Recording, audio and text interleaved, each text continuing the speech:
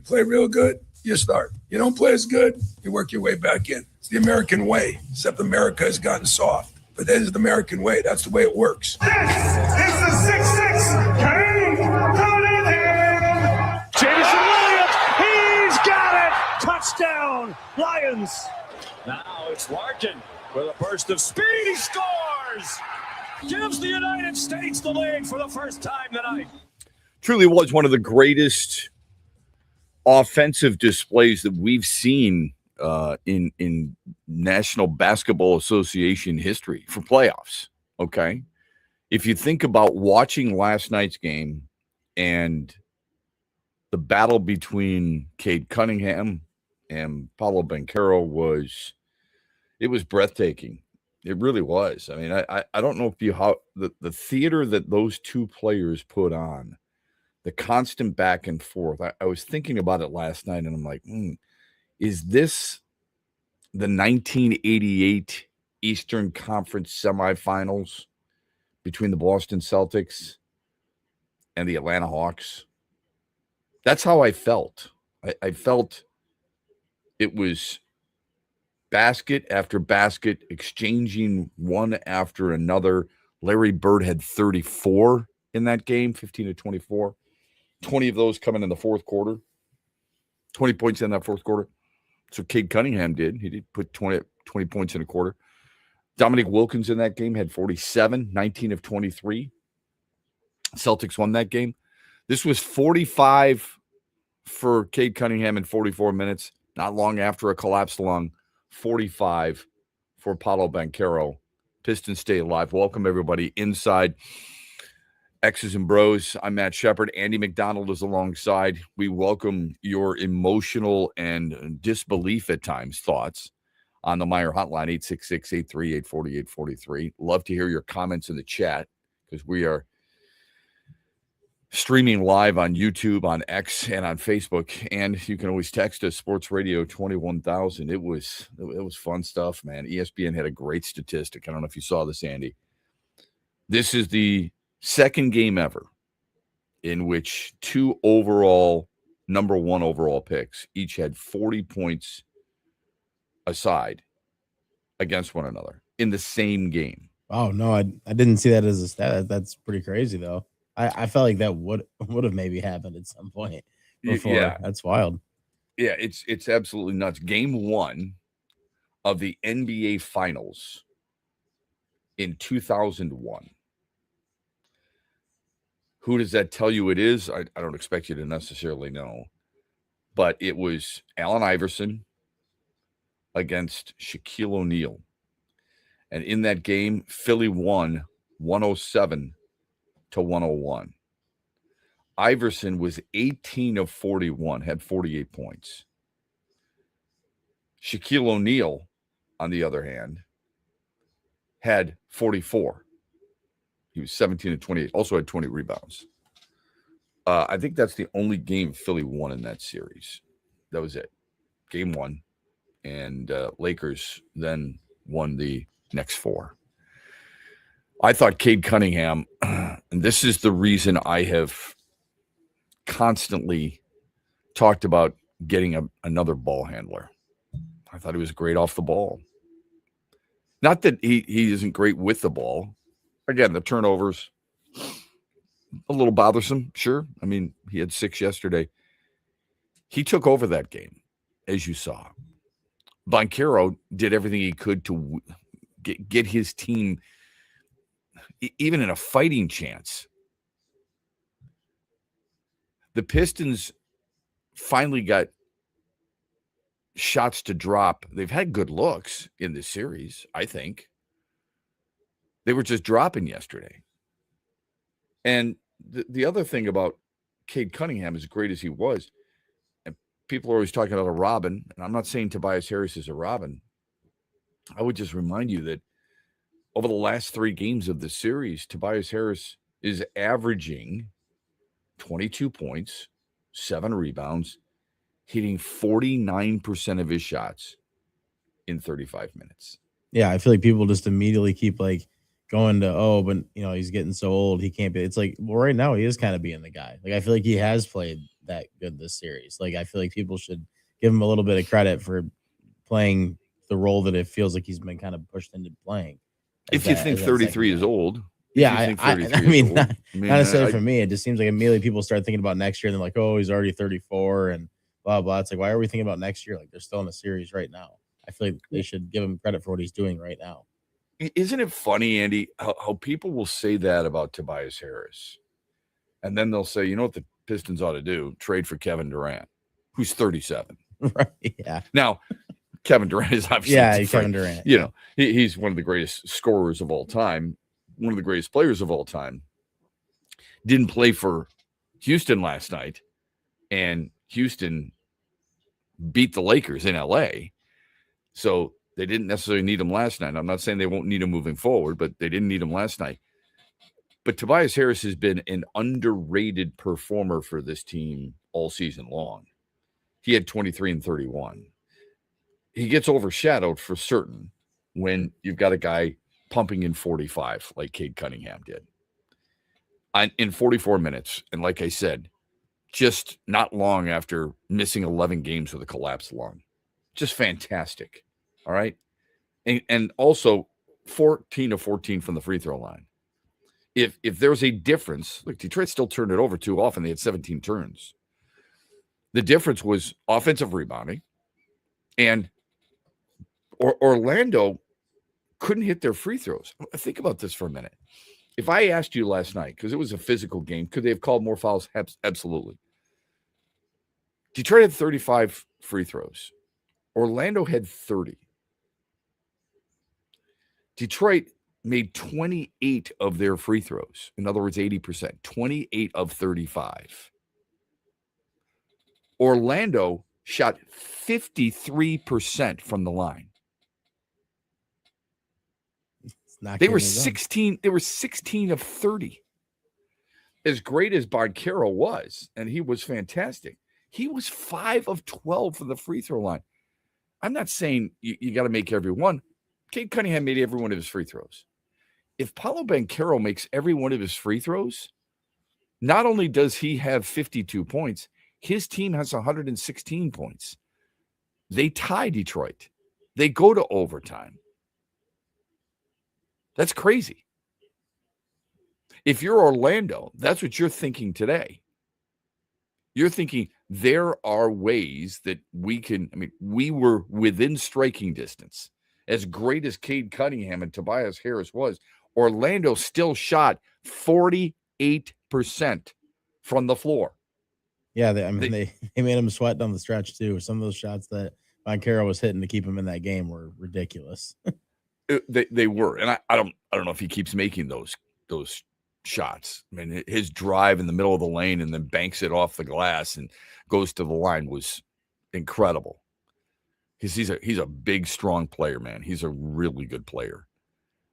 I'm not going to sit here and say after a nice win to keep the season alive, force a game 6 back at Orlando Friday night, there are, try to put on some, dark cloud over this win. But if you're Orlando, you're not feeling bad at all today.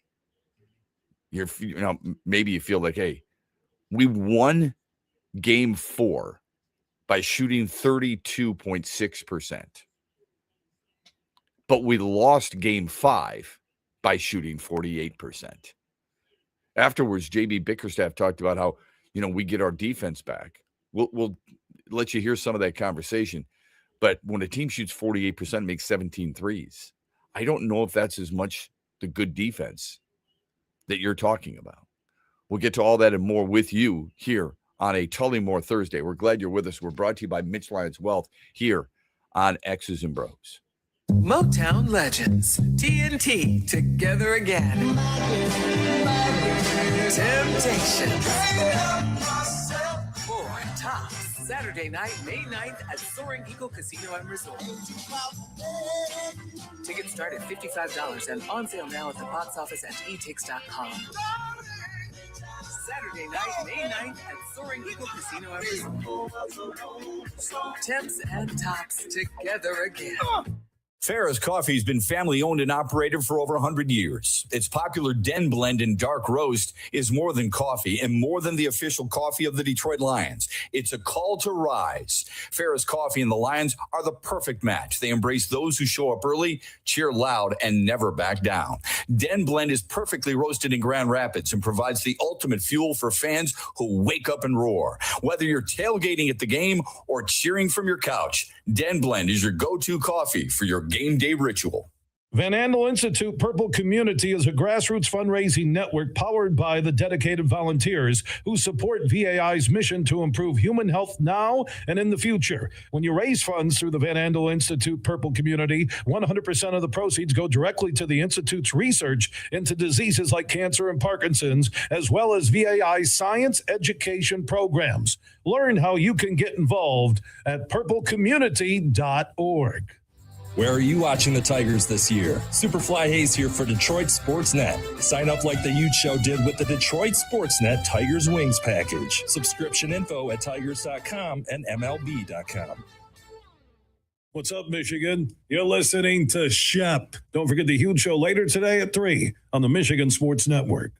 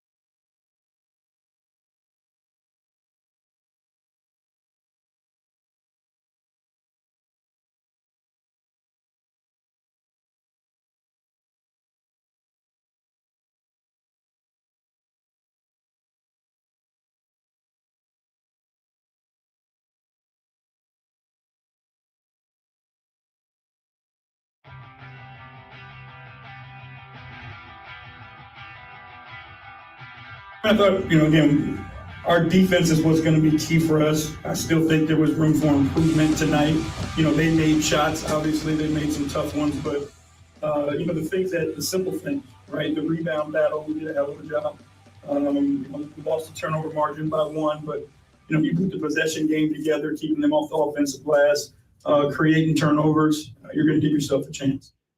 That's JB Bickerstaff following his team's impressive home win in Game 5 to force a Game 6 against Orlando. Welcome back, X's and Bros, Monday through Friday, 6 until 9. When he talks about his defense, and I look at field goal percentage, and I look at three-pointers made, I think those are important statistics against the Pistons and for Orlando. You shoot 48%, you make 17 threes, you can live with that if you're Orlando. Maybe he's talking about from a defensive standpoint, but I would be a little bit more specific than this. But from a defensive standpoint, perhaps JB Bickerstaff's talking about strictly 2 areas. One is rebounding, because Detroit owned the glass 49-33. That is a massive discrepancy. And offensive rebounding, in which Detroit had another big discrepancy, 16-8. Did you notice who played last night? Of course you did. You noticed Tobias Harris, 23 points. You noticed Cade Cunningham, a franchise playoff record, 45. Did you also notice who didn't play? When we've been talking about this series as it goes on, and I'm guilty of it too, I might add, before I say this, I'm guilty of it. We felt like there had to be massive changes. I don't want to see Dennis Jenkins anymore. He went 1 for 6. Who was the guard off the bench? Dennis Jenkins. I don't need to see Jalen Duren any longer. I wouldn't mind seeing Isaiah Stewart in the starting lineup and Paul Reed coming off the bench. Who started last night? Jalen Duren. Who did not play? Paul Reed. I'm not saying it's right. I'm not saying that's the difference. I'm not saying this is what you should do moving forward. I'm just saying JB Bickerstaff, whether he's stubborn or just convicted, I don't know. But he knows or is convinced, he and his staff, that this is the rotation. These are the guys who should play. I can't complain too much. And the reason I can't complain too much is because I said, you're not playing 11 guys in a playoff series unless you have to. Injuries. I said, I would like to see his bench cut to 8, 9. I said 9 guys. That's what he's playing. Are they the right 9? I don't know. All right. But he's got his starting 5, and he's not going to panic. There's a fine line between panicking as a coach and making lineup changes and feeling like, you know what? I've got to do something to shake it up. How do players view it?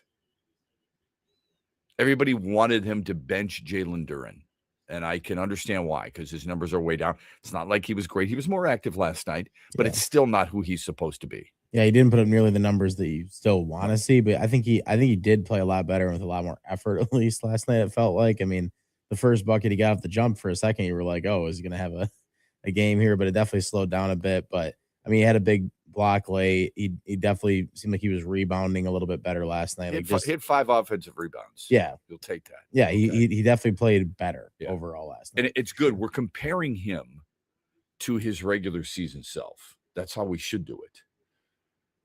We're also comparing him to Wendell Carter. What do we say? There's no way Jalen Duren should be outplayed by Wendell Carter. Last night he wasn't. I don't know if he neutralized Wendell Carter or if Wendell Carter just felt like he didn't play very well. Carter wasn't very active at all. He had 4 shot attempts in 34 minutes. That's a low bar for me, with all due respect to Wendell Carter. It's a low bar. I think Jalen Duren's a lot better than this guy, or has to play a lot better than this guy. And he was better than this guy last night. 12 points, 9 rebounds. Still not being as active offensively as you would like him to be. Yeah, the 2 fouls early too weren't great. Took him out of the game pretty fast. But yeah, I think overall for the Pistons as a team, I don't know how you felt about it. It just seemed like from the jump there was way more energy, and it felt like throughout the game, even with some of the mistakes they made, it felt like they made up with some of it by their hustle plays. I mean, like there was that Asar Thompson made some passes last night where I'm sitting there like, what are you doing? But he also made a couple of plays where he's diving around the floor, getting the ball. I mean, he was all over. I don't know how many rebounds he ended up with in total. I'd have to look back at it here. I think I got it up here in front of me, but yeah, 15 last night. So, I mean, he was all over the glass. It was like good to see those players like kind of pick up, even though Cade was the main center of what they needed on offense. It was nice to see some of the other players like get involved or try to get involved, even if it's still not working as good as you'd want 100%. Absolutely. And I'm glad you brought up Asar Thompson. I'll get to that here in a minute. What I liked most about what they did last night is you mentioned energy. It was blatantly obvious that there was more energy. Again, credit to Orlando. They're jumping all over the floor. They're sliding. They're playing with a panic of we've got to finish this out now. So I give them a massive amount of credit too. But I guess the cynic in me, and I try not to be too cynical, the cynic in me is where the hell's that energy been before? We've seen it in spurts, but we haven't seen it in an entire game like we did finally last night. And I guess that's what happens when your back is up against the proverbial wall. So Pistons win it, and we'll continue to take your texts, your phone calls, anything in the chat on YouTube, on Facebook, on X.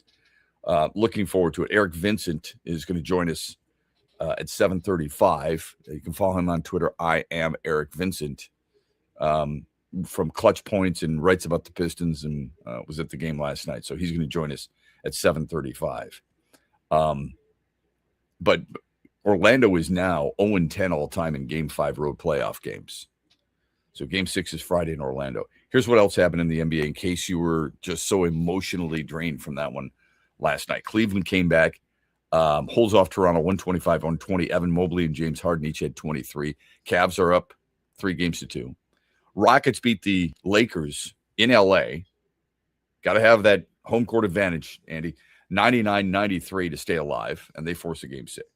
All right. Braves stun the Tigers in a 4-3 walk-off win. Matt Olson's 2-run homer on a 1-2 cutter from Kenley Jansen traveled 397 feet to win it. You could not get more middle than that pitch from Kenley Jansen. Yeah, starting to wonder how stunning it is when he comes in the game that people are hitting it over the fence, to be honest. Yeah, you texted me. You texted me last night, and is it a problem? Or well, could it be a the problem? timing of that was unreal last night, man. It's like right when the Pistons are about to close it out and Cade hits the shot, you just see that go over the fence if you're paying attention to it. And you're like, come on. Couldn't have both. Kenley Jansen actually is getting a little bit of a reprieve. If that happened today in the series wrap-up, a lot of people will be talking about it. Oh, yeah, for sure. I'm not sure how many people are talking about it because they're so euphoric over the Pistons victory. 100%. That is definitely making people look past it right now. So a lot of it is timing. Jansen has now blown 3 saves on the year, and it kind of spoiled a nice outing from Tarek Skubal. There was concern there because in the 7th inning, he took his glove off and he started shaking his left hand and squeezing his left elbow. And I wonder just a little bit, is that the tennis or golf elbow that some people feel? Either way, he punched out 7, allowed 5 hits and 2 runs in 7 innings. But Detroit drops a game below 500. Atlanta boasts a league best 21 wins. So it's Framber Valdez against Bryce Elder today. The stunning statistic about Tarek Skubal is his road numbers. He's great. The team isn't. Since 2024. I'll give you those numbers when we come back. We'll give you the NHL finals from last night as well. And an interesting little nugget about Asar Thompson that Andy brought up. We'll get to all that and more coming up here on a Tullymore Thursday here on X's and Bros, brought to you by Mitch Lyons Wealth. Hear that? That's the sound of saving a good deal more when you shop with M-Perks at Meijer. Some delicious Cosmic Crisp apples, money saved. Meijer Essential Paper Towels, that's money saved. Savings, savings, savings. Because every dollar spent is also points earned in M-Perks, which you can use to save on your next grocery trip or up to $1 off per gallon on your next tank of gas. At Meijer, we work hard to help you save a good deal more for a whole lot less. That's bringing more good to life. Exclusions apply. See mperks.com for details. Saturday night, May 23rd. Soaring Eagle Casino and Resort welcomes multi-platinum legends, Kansas. Tickets start at $60 and are on sale now at the box office or etix.com. Don't miss the best of classic rock. Kansas returns to Soaring Eagle Saturday, May 23rd. SoaringEagleCasino.com. The Freddie the Pizza Man Foundation is dedicated to providing support to families and Michigan schools touched by autism. We invite you to join us in supporting these families and schools by making a donation at FreddieThePizzaMan.com. With your donation, you can help provide essential resources that can make a real impact. Visit FreddieThePizzaMan.com to make a donation and to learn more about the foundation's mission. That's FREDI, Together, we can make a difference. How would you like to watch the Pistons in the playoffs on the biggest TV in Michigan? Well, you can get a huge deal and also get the biggest TV at your local ABC Warehouse store. You can shop online right now at abcwarehouse.com. They have locations all across Michigan. So if you want to watch the Pistons in the playoffs on the biggest TV in your neighborhood, go to your local ABC Warehouse store or shop online at abcwarehouse.com.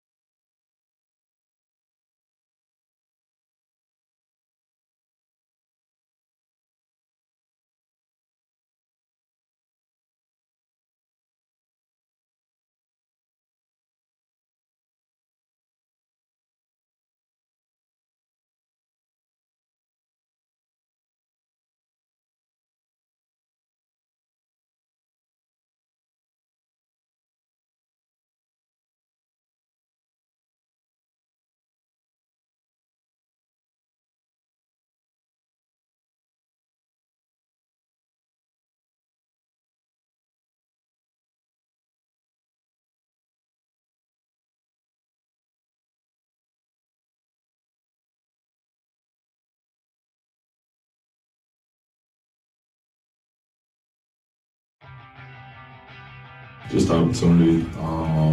Not everybody's, blessed with those type of opportunities to have pressure and to, have things on the line like that. A lot of times I feel undeserving of how great of moments I get to be a part of. So just thankful for it. Just try to, make the most out of it. That is Cade Cunningham, who seems to be very, very humble in that moment, without question. Just an incredible performance last night. You cannot ask anything more of a player. When they're tired and they're spent, then and he sure seemed like he was tired and spent and gave you everything you possibly could. Welcome back, X's and Bros, Monday through Friday from 6 until 9. Also streaming live on YouTube, on Facebook, and on X. Sometimes what the playoffs teach you is that what is it we need to give? What do we need? We need more to give than perhaps we recognize. There's a great story about Wayne Gretzky. And he and Kevin Lowe, as we know, he's truly one of the greatest players of all time. But when they lost the Stanley Cup Finals in 1983, they lost it to the New York Islanders, who had won 4 in a row. Okay? And they lost it in a 4-game sweep. Islanders won 2-0, 6-3, 5-1, and 4-2. And Gretzky tells the story of how he and Kevin Lowe were leaving the building, expecting to hear a bunch of hooting and hollering and guys absolutely going crazy. And instead, as they walked by, they were able to notice how New York was so tired, so mentally drained after 4 in a row, of course. But still, they were so tired and so mentally drained. They almost looked at one another. I'm not trying to get, cinematic here, but looked at one another and said, that's what it takes. It takes more than 47 wins and 106 points in reaching the finals. It requires everything you have in your being and then some. The next year, they won 47 games, had 119 points, and won the Stanley Cup. The following year, they won the Stanley Cup. After a slip up in 86, they won in 87, they won in 88. They won 4 cups in 5 years. And a dynasty truly was built. But that's what it required. I'm not trying to tell you that it took Cade Cunningham this long to recognize what he has to do. He has been doing this, scoring-wise anyway, pretty regularly. It's some of the other ancillary things that I think are important that you have to recognize. So remember, he had 25 in game 4. He had 27 in game 3. He had 27 in game 2. He had 39 in game 1. Those didn't always matter. He needed somebody else, but Tobias Harris has been really good the last 3 games. I just gave you the numbers. Asar Thompson was the other factor included in this. You saw what he did last night. Andy brought it up, and it's a smart reference point. Because Asar Thompson, you want a crazy stat? Let me give you a crazy stat. Asar Thompson last night, 15 boards, 6 assists, 5 steals, 2 blocks. Forget about the points for a minute. 15 boards, 6 dimes, 5 steals, 7 blocks. They call them stocks, steals and blocks combined. So 7. Pretty damn good. His brother, Amen Thompson, plays in Houston, as you know. He had 15 points, 7 boards, 4 dimes, 4 steals. So 1 fewer steal, 2 fewer assists, 8 fewer boards, but more points. They both had really good lines. Somebody said to me yesterday, wish we had the other pick and the other Thompson. From an offensive standpoint, I suppose, although he had just 15 points in the Rockets win last night. Asar Thompson only had 6. But remember, the game before he had 17. The difference maker is some of those other, let's call them hustle points, hustle stats if you want. It's not always looking at the points. If you look at plus minus, you look at the steals, you look at the rebounds, you look at the blocks, you look at some things that aren't always in a box score, like deflections are important. Him going to the floor, and I thought one time he was actually out of bounds along the baseline, but getting the ball after knocking it away and then getting it to a teammate, but then a teammate turning it over, leading to an Orlando bucket may not seem like much. But when players are recognizing others are giving everything that they've got, it might implore them psychologically to go do a little bit more too. Absolutely. I think he did the same thing to the crowd last night when he was doing that stuff, diving around like that. The crowd was, I feel like, relatively quiet throughout a lot of that game. They finally felt like they got pretty loud when he was out of bounds in the baseline, but they recognized the effort after trying to go for the third straight time. And it felt like that. I mean, when me and my buddies were watching it, the whole game was just like, man, it feels like this crowd is just lifeless compared to, how it was in Orlando. And then that seemed to at least get them going and get people into it. What did we say after game 1? How is Jalen Suggs and Desmond Bane falling on the floor and you guys are just standing around watching? We worried about the energy level. When that's the team's identity. Like that's how they play. It's hard, right? So that's exactly what you were looking for, and that's exactly what you got. Let me give you the NHL scores real quick, and then we'll move on. Montreal trimmed Tampa 3-2. They got a 1-game lead in the series. All 5 games, by the way, have been decided by a goal, and 4 of the 5 have been a 3-2 final. It's crazy. It's one of the best series you'll ever see. We just didn't watch it because we're watching Pistons and Tigers flipping back and forth. Pens and Flyers were scoreless for 60 minutes. Cam York, the hero for Philly, with 2.5 left in the extra session. And they advance. There is some historical significance there. All right? Absolutely. Cam York, by the way, played at the University of Michigan, for what that's worth. Philadelphia, or Pittsburgh, I should say, the Penguins' loss means that city will go over 3,000 days without a major professional sports team advancing in a postseason. Pirates obviously not there. Steelers keep losing in the playoffs round 1 under Mike Tomlin, who's now gone, and Mike McCarthy's in, right? And now this with the Penguins. Vegas and Utah needed 2 overtimes to decide a winner. Brett Howden scored his 3rd of the playoffs to make it a 5-4 final. Knights now lead 3-2. Here's the Mitch Lyons poll question of the day. We have one for you every single day. What part of the Pistons win was most encouraging? The offensive rebounding, the shooting, or the energy? Vote as often as you want at XB Mornings. I'll retweet it, and the results come your way on Friday.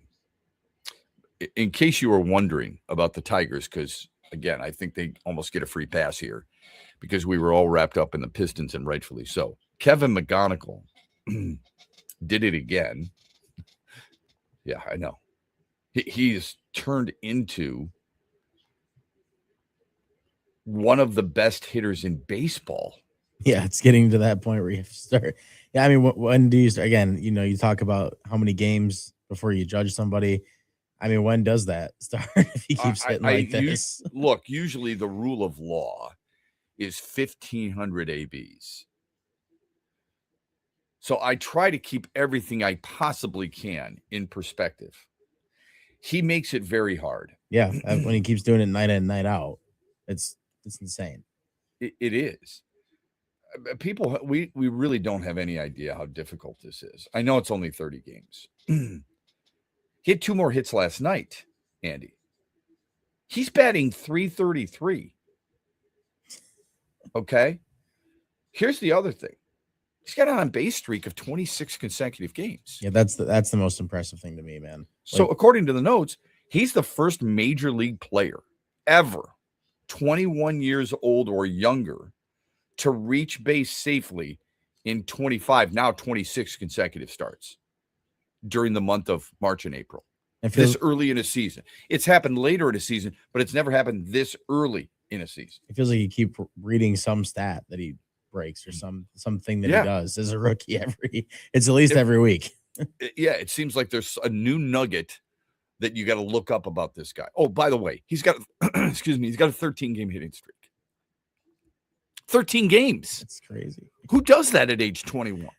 He looks so comfortable compared to anybody I've ever seen come up through the system that it's crazy. Like you get people to get hot to start, but I mean, for a guy who missed AA, for a guy who hit 256 at AA, who missed AAA, hit 256 at AA. He's one of those guys. There aren't many of them, but he's one of those guys. Every time he steps in the box, you think he's going to get a hit. Yep, 100%. That's what I felt that way about Alan Trammell. I used to feel that way about Placido Polanco. I felt that way a long time ago when I was a kid about Pete Rose and Rod Carew and George Brett and guys like that. When they stepped into the box, I was like, I'm sorry, we're not getting this guy out. If you got him out, you're like, thank goodness.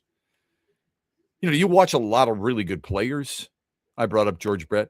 Frank White was a really good player. I never thought that about Frank White. John Mayberry, who's from Southfield, Michigan, played first base. Never thought that about John Mayberry. Never thought that about Darryl Porter. Never thought that about Otis Wilson, right? Never thought that way. Amos Otis. Never felt that way. This is different. Certain players give you that aura, and he is it. And he's awesome to watch. Now, on the other hand, you can get really pissed off about Kenley Jansen and the bullpen.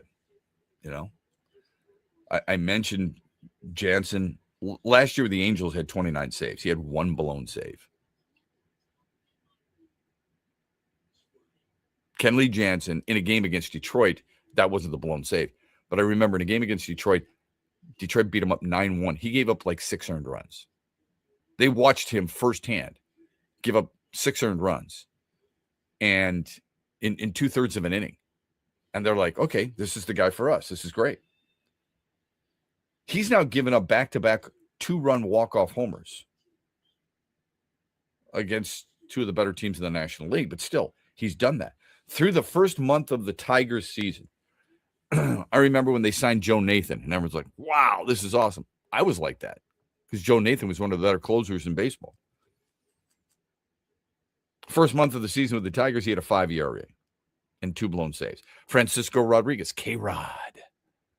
His first month of the Tigers. These names, man. Yeah, I know. A 5 ERA and 1 blown save. Kenley Jansen, first month with the Tigers, a 6 ERA and 3 blown saves.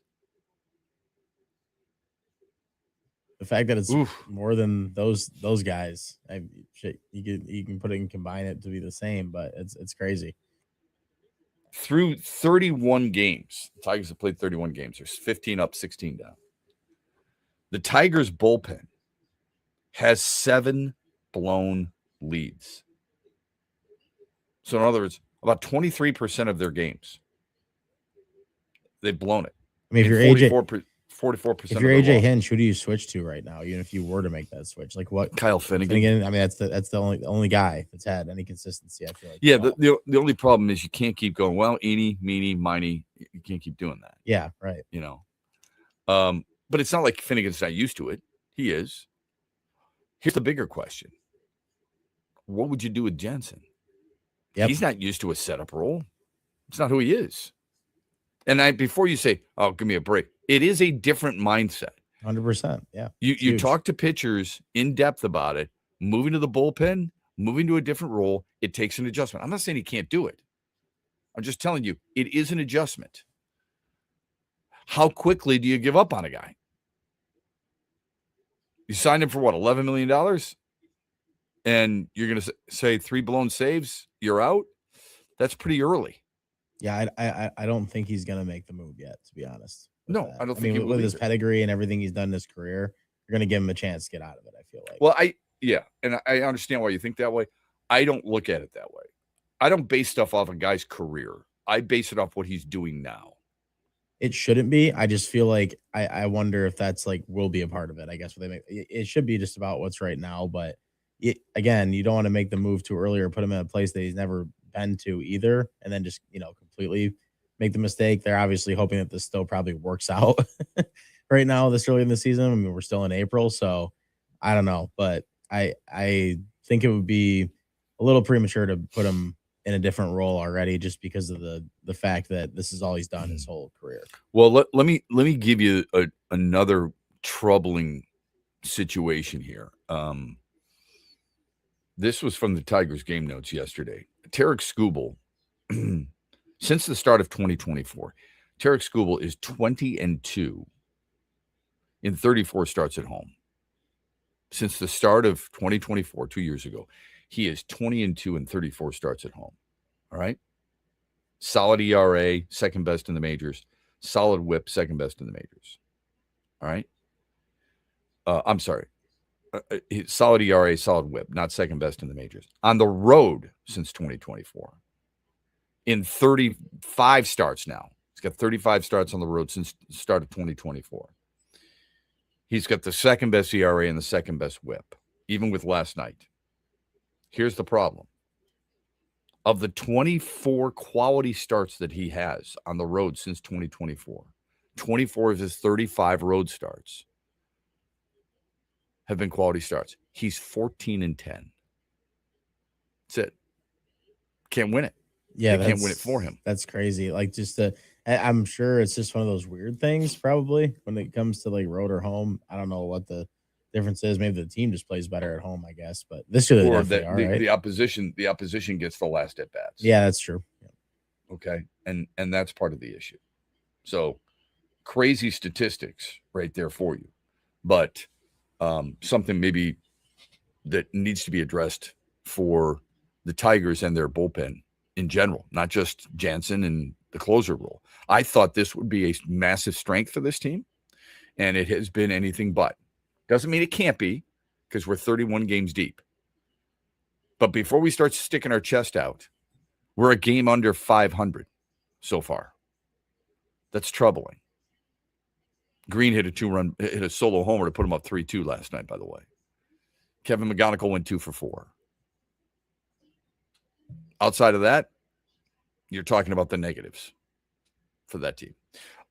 Some interesting thoughts and decisions made on a couple of draft picks. But when we come back, we'll dive back into the Pistons here on X's and Bros. Just a reminder, Eric Vincent will join us bottom of the hour to talk about the win last night, what the difference was, how this team fixes some issues moving forward, and can they come from 3-1 down? They've done it before against Orlando, ironically enough, but that was a different Pistons team. All that and more coming up here on a Tully Moore Thursday, brought to you by Mitch Lyons Wealth. You've worked hard for decades saving in pre-tax retirement plans like 401ks and IRAs, saving on taxes now. But as your retirement now approaches, you're going to get taxed at rates you have no control over. Hi, I'm Mitch Lyons, founder of Mitch Lyons Wealth. Your 401k balance isn't worth what your statement says. You could lose thousands of dollars to taxes, and those distributions can impact other areas of your retirement like Social Security and Medicare. Could a Roth IRA conversion be of help to you? You've probably heard of Roth conversions, but it can be confusing. Should you convert all at once or over time? Where should you pay the taxes from? How do you know for sure? Get our free personalized Roth Blueprint analysis today to find out exactly what makes sense for you. Your Roth Blueprint could potentially increase your lifetime wealth by thousands of dollars. So get your free Roth Blueprint today. Text Blueprint to 844-867-8335. That's Blueprint to 844-867-8335. Or go to MitchLyonsWealth.com, your best game plan to protect, grow, and win retirement. Mitch Lyons here, founder of Mitch Lyons Wealth, where we create your best game plan to protect, grow, and win retirement. I'm here with Tiger legend Kirk Gibson, who we are proud to support and partner with on the newly opened Kirk Gibson Center for Parkinson's Wellness. Thanks, Mitch. We appreciate your support, and we are excited to have recently opened the center in Farmington Hills. It provides exercise therapy and educational programs that are helping the Parkinson's community.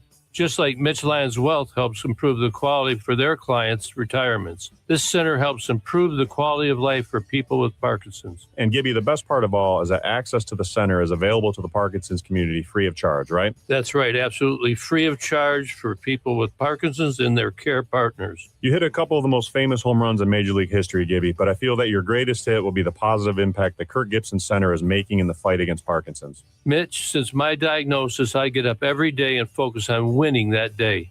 This center encourages others to do the same. Awesome, Gibby. To learn more, go to kirkgibsoncenter.org. Motown Legends, TNT, together again. Temptation. 4 Tops, Saturday night, May 9th at Soaring Eagle Casino and Resort. Tickets start at $55 and on sale now at the box office at etix.com. Saturday night, May 9th at Soaring Eagle Casino and Resort. Temps and Tops together again. What's up, Michigan? You're listening to my good friend Shep. The Huge Show is coming up later today at 3, right here on the Michigan Sports Network. Hear that? That's the sound of saving a good deal more when you shop with M-Perks at Meijer. Some delicious Cosmic Crisp apples, money saved. Meijer Essential Paper Towels, that's money saved. Savings, savings, savings. Because every dollar spent is also points earned in M-Perks, which you can use to save on your next grocery trip or up to $1 off per gallon on your next tank of gas. At Meijer, we work hard to help you save a good deal more for a whole lot less. That's bringing more good to life. Exclusions apply. See mperks.com for details. Coming up later today at 3 on The Huge Show on the Michigan Sports Network, I'll deliver huge opinions on everything you're talking about.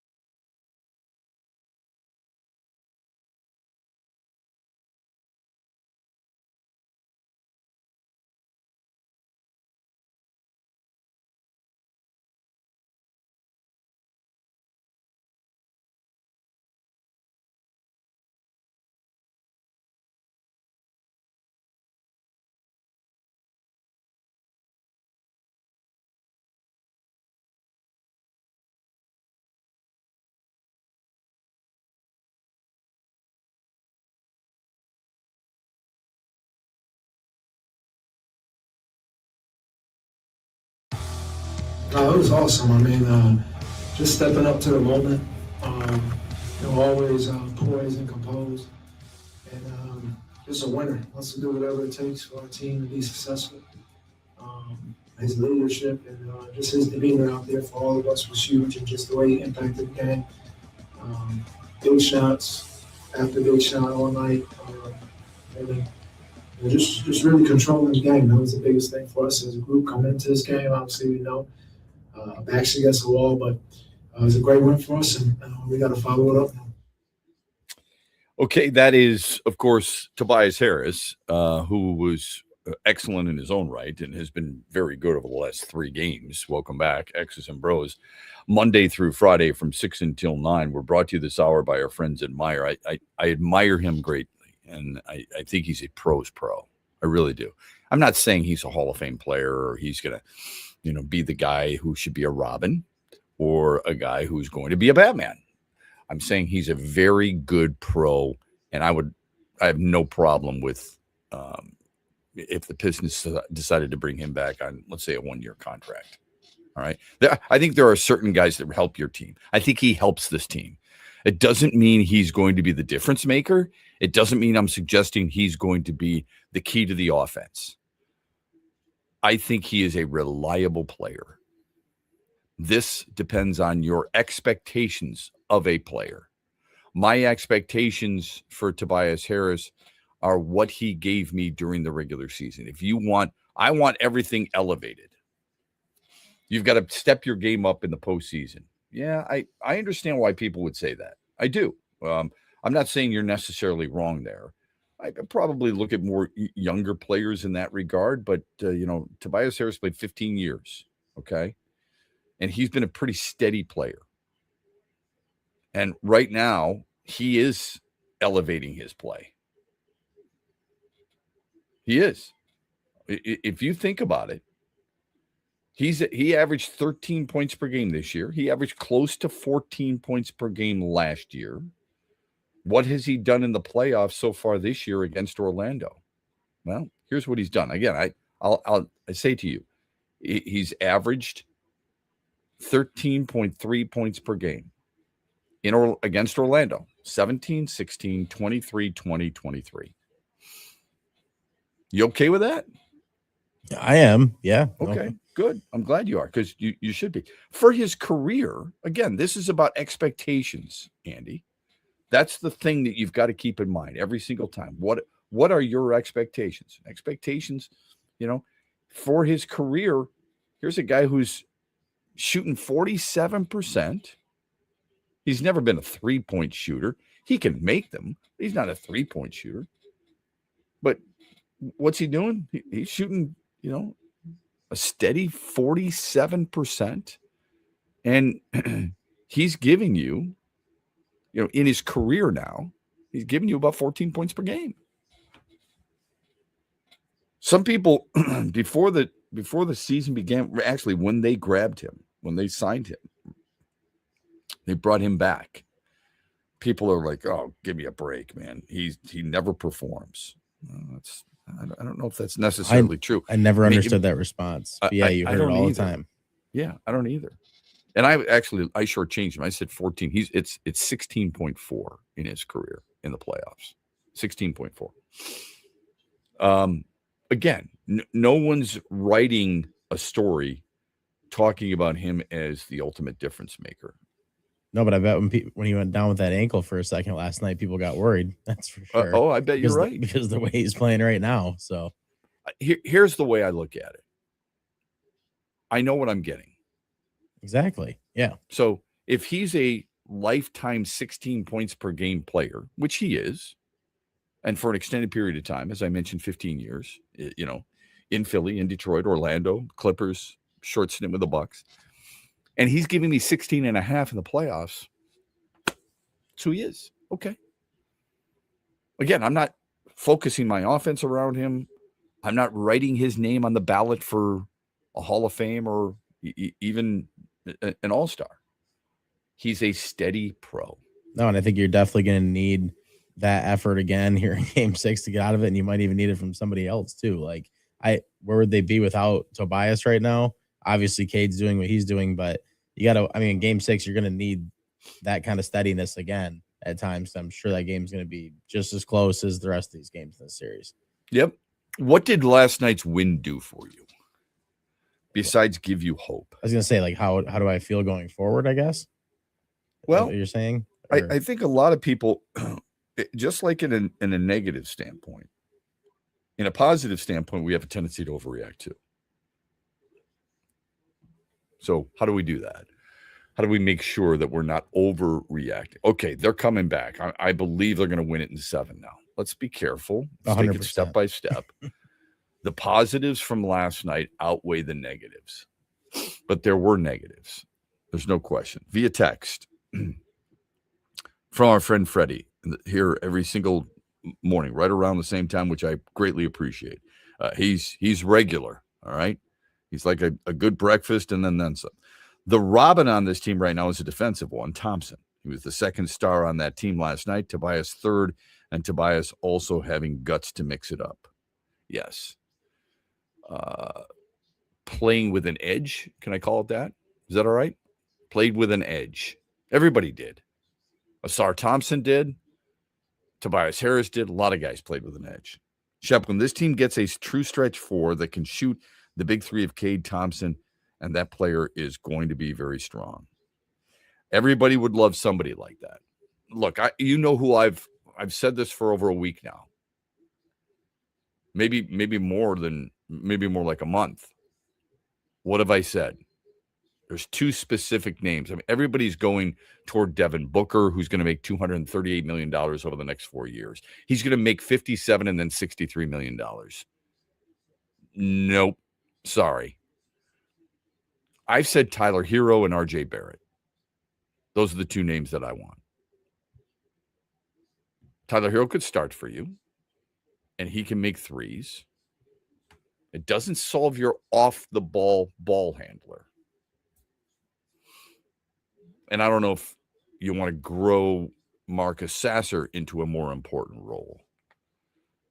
I'm not going to use his minimal games this year as a reference point, and maybe you can address it in a different way. RJ Barrett gives you scoring and toughness. Tyler Hero gives you scoring and shooting. No question. That's easy for me to say. They got to want to come here. You got to have the right money. There's a lot of things that have to go their way. Other teams are going to bid for them. I'm just saying those types of players. Shep, the only other non-performance than Duran's disaster of a series to me in Detroit sports that I can think of is Placido Polanco 0 for 19 in the 2006 World Series. I'd forgotten about that. Yeah, I mean, look, I know he doesn't like Duran. That's fine. I mean, even when Duran played well during the regular season, he's never going to give him credit. That's just the way it happens in sports. That's the emotional side of things, you know. It's hard to say I was wrong about something and then wait for that person to struggle and say, see, I was right. That's the easy part of that package. I thought he had some good energy early on. The 2 fouls hurt him, but you can't defend his play. You're naive, short-sighted, and caught up in your own trying to find vindication for your own thoughts and your own belief in a player if you're going to do that. I'll ask the same question I asked yesterday. Are you going to judge a guy on 70 games or now 5 games? Look, these 5 games are a hell of a lot more important than the previous 70 for the most part. The 70 games were pretty important because you needed to get to this point. And in order to get to this point, in order to get to this series, and in order to get to the 1 seed, you needed him to be really good, and he was really good. And don't tell me he wasn't, because if you can't see it, then I can't have the conversation with you. You're not an all-star. You're not averaging 19 and a half and 11 by being a bad player. But he hasn't been good in the series. It's as simple as that. You can give up on him. You can not like him. That's fine. I like him. I wouldn't give him a max deal. He's got to be better in certain situations. I'd love to know what's going on with his situation right now. And he's been a disappointment in the playoffs. so far. Quick timeout. We're brought to you by Meyer. 7:35. Eric Vincent joins us to talk about last night as well. Huge here for the Michigan High School Athletic Association. You can stay up to date on the latest from Lansing 24/7 at MHSAA.com, at MHSAA on Twitter, and MHSAA on Facebook. The latest news, press releases, and stories connected to every high school in the state of Michigan, available for you 24/7 from the Michigan High School Athletic Association. Log on to MHSAA.com, at MHSAA on Twitter, and MHSAA on Facebook.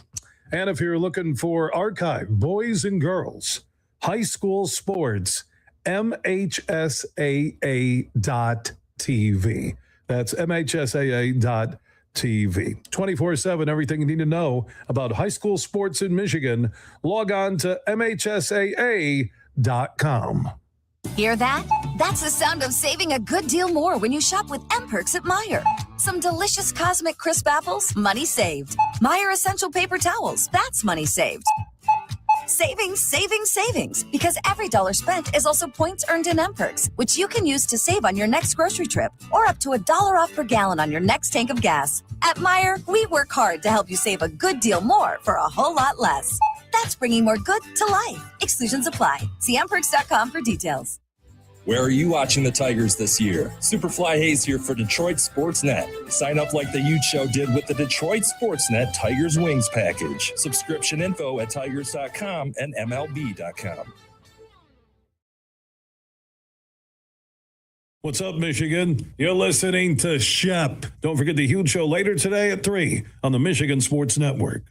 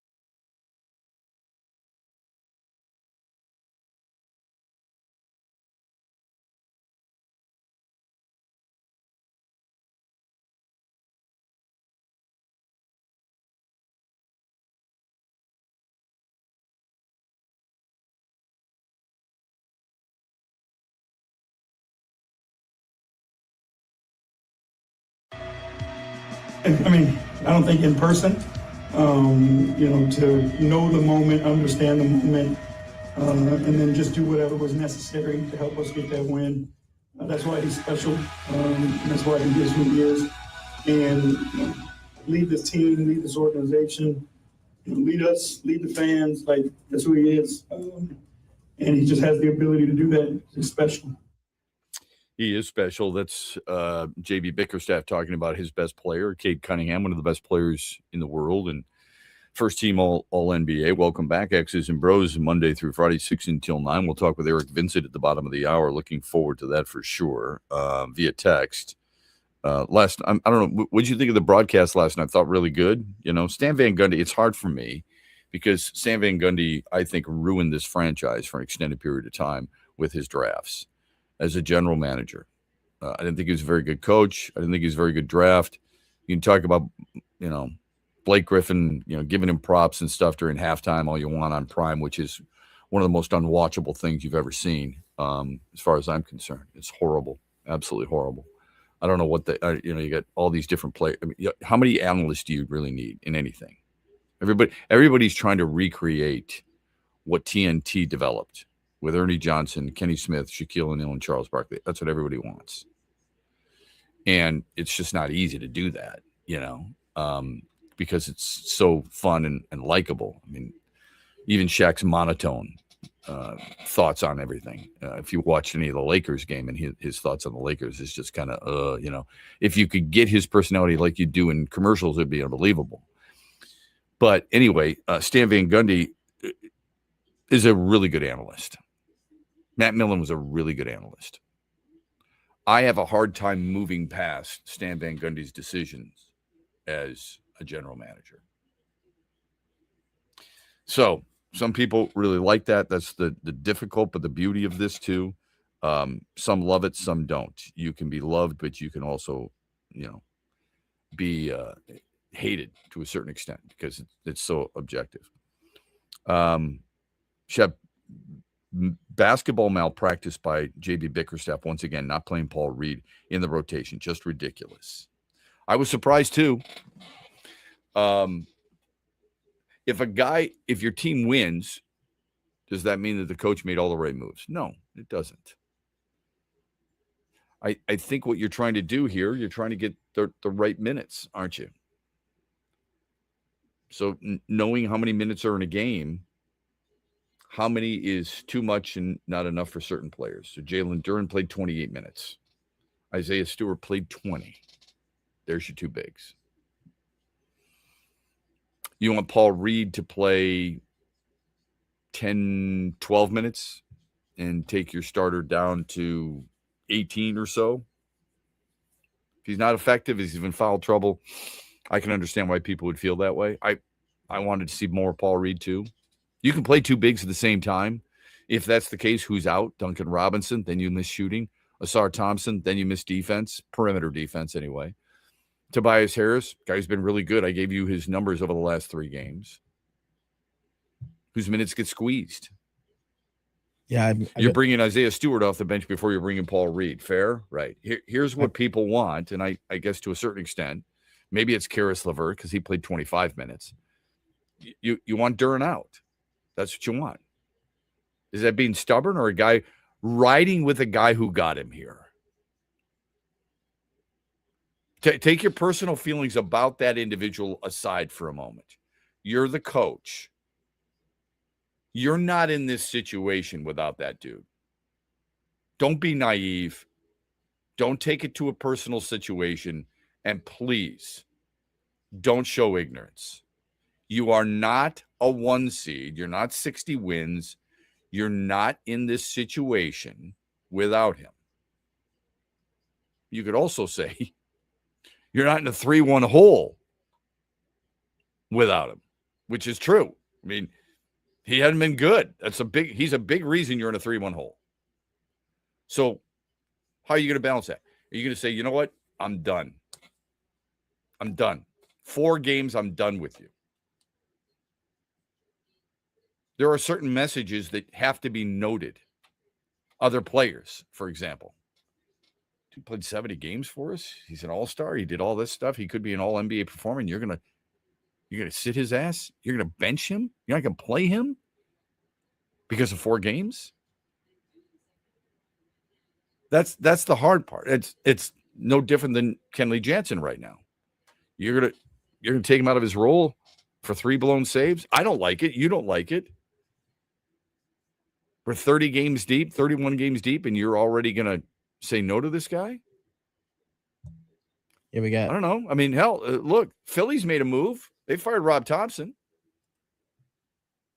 There are 2 managers who got fired so far. Alex Cora in Boston. This is about expectations. I always tell you that. Alex Cora in Boston, Rob Thompson in Philly. Both expected more. Didn't get it. So if they can make a move, why can't you as a coach? Is it being, like the texter says, stubborn and ridiculous? Or is it a guy saying, you know what? I'm sticking with my guy. Gene Hackman and the Hoosiers. My team's on the floor. But you only have 4. My team's on the floor. You know what I mean? Yeah. We had another text from the same thing asking about Paul Reed, why he hasn't played it. It's an unnamed texter. But he also said, Robinson's defense is horrid. He acts like he doesn't want to scrap for the ball. Well, I'd back up on that. I'll reiterate the expectations. When they acquired Duncan Robinson, did you think he was a defensive player? No, and if you did, you had the wrong idea. Yeah, exactly. He's never been that. I don't care when he was playing Division III basketball, all the way to Michigan, to Miami, and now to Detroit. He's never been that guy. Do I think that Duncan Robinson is going to change after 12 years in the league? Hell no. But you would like him to be better than he's been. I get that. Sometimes you go to a team and you recognize I've got to be better in certain situations because that's who this team is. That's their identity. So I understand that. I understand why you get frustrated. I just don't know why you sure shouldn't be surprised. I mean, it kind of goes without saying. He and Desmond Bain got into it. He didn't back down. Okay, great. He's on this team for one reason and one reason only. It's his offense.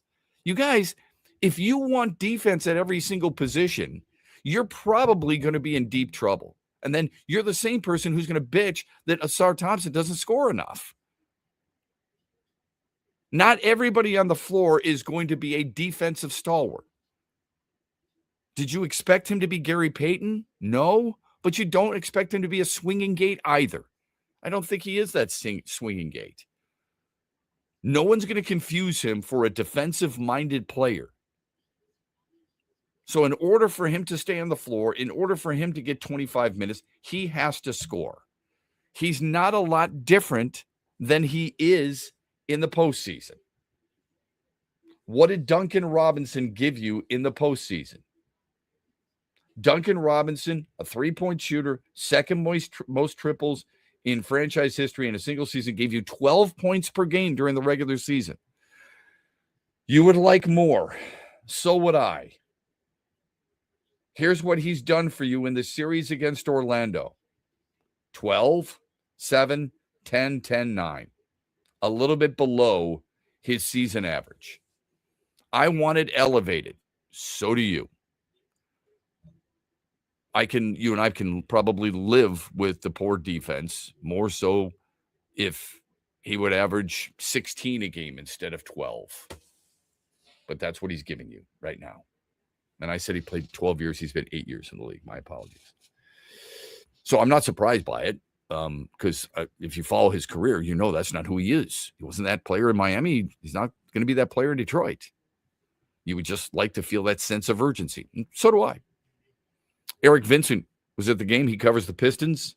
We're going to talk to him on the other side, get more in depth about where this team is at, the good and the bad from last night. Because even though they won, there were some concerning signs too. We'll get to that when we come back on X's and Bros, brought to you on this Tullymore Thursday by Meyer. Huge here for the Michigan High School Athletic Association. You can stay up to date on the latest from Lansing 24/7 at MHSAA.com, at MHSAA on Twitter, and MHSAA on Facebook. The latest news, press releases, and stories connected to every high school in the state of Michigan, available for you 24/7 from the Michigan High School Athletic Association. Log on to MHSAA.com, at MHSAA on Twitter, and MHSAA on Facebook. And if you're looking for archive, boys and girls, high school sports, MHSAA.TV. That's MHSAA.TV. 24/7, everything you need to know about high school sports in Michigan. Log on to MHSAA.com. Huge here with a message for all the golfers all across Michigan. Have you played at Crystal Mountain? Now, the resort is located in Thompsonville, Michigan, 2.5 hours northwest of Grand Rapids. They feature Mountain Ridge and Betsy Valley, two renowned 18-hole championship layouts, incredible accommodations, food, beverages, and more. It's time for you to book a stay and play package at Crystal Mountain today. Go to crystalmountain.com. That's crystalmountain.com. Ferris Coffee has been family owned and operated for over 100 years. Its popular Den Blend and Dark Roast is more than coffee and more than the official coffee of the Detroit Lions. It's a call to rise. Ferris Coffee and the Lions are the perfect match. They embrace those who show up early, cheer loud, and never back down.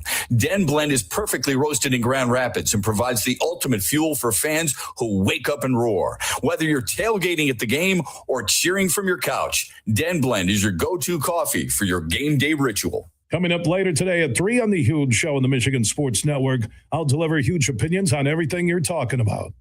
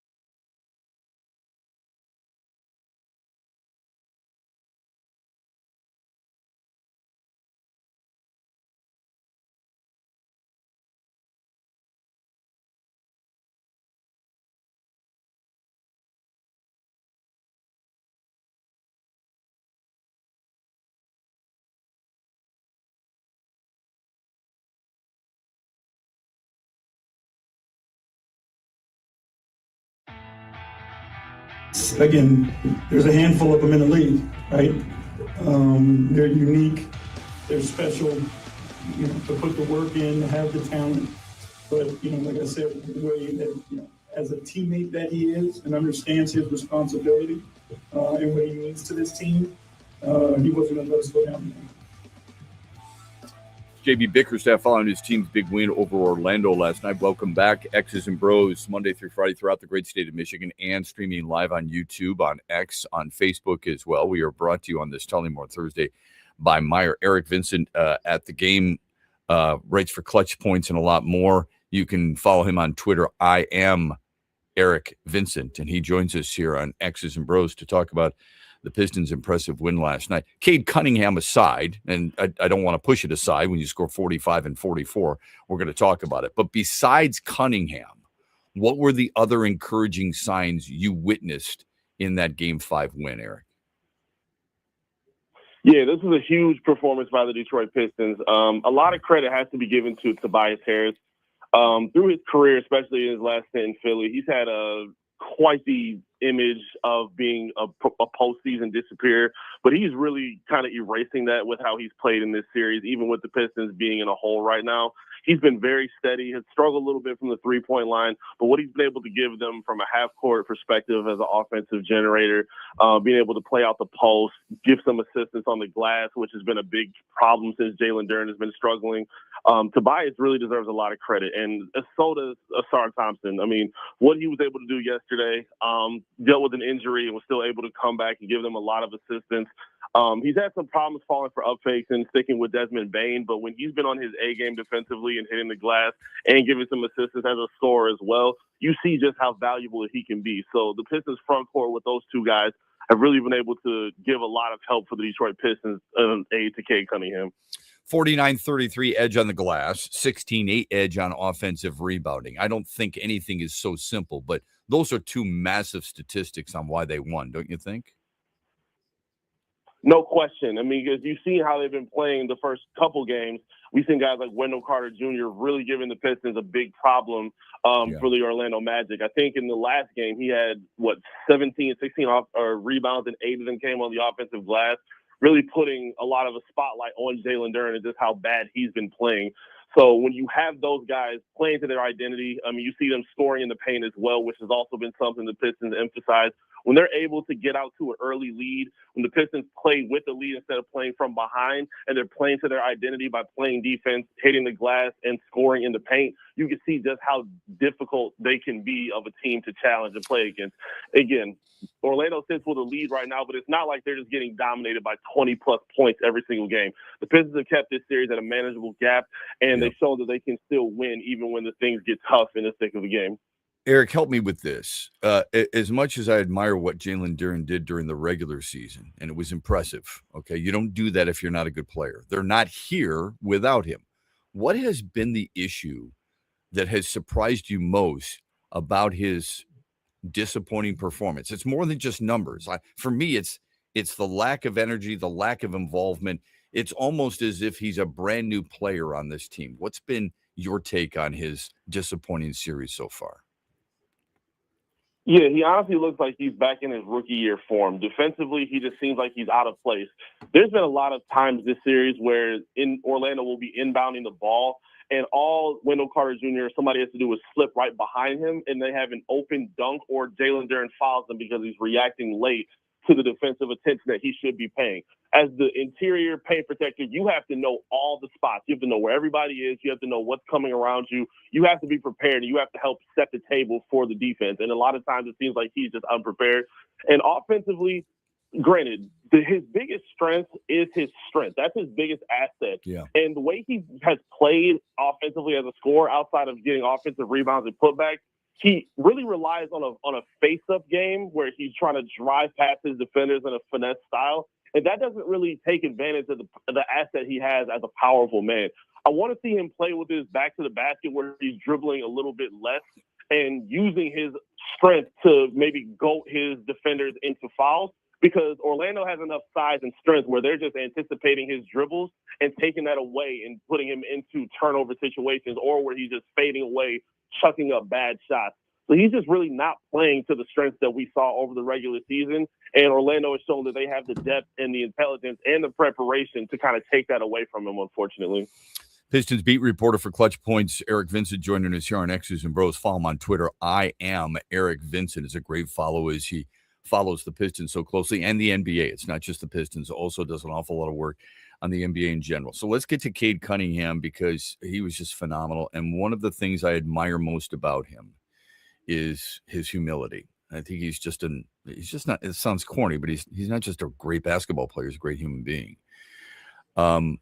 Does he have to be this in order for this team to win this series? Because if he does, we could be in trouble.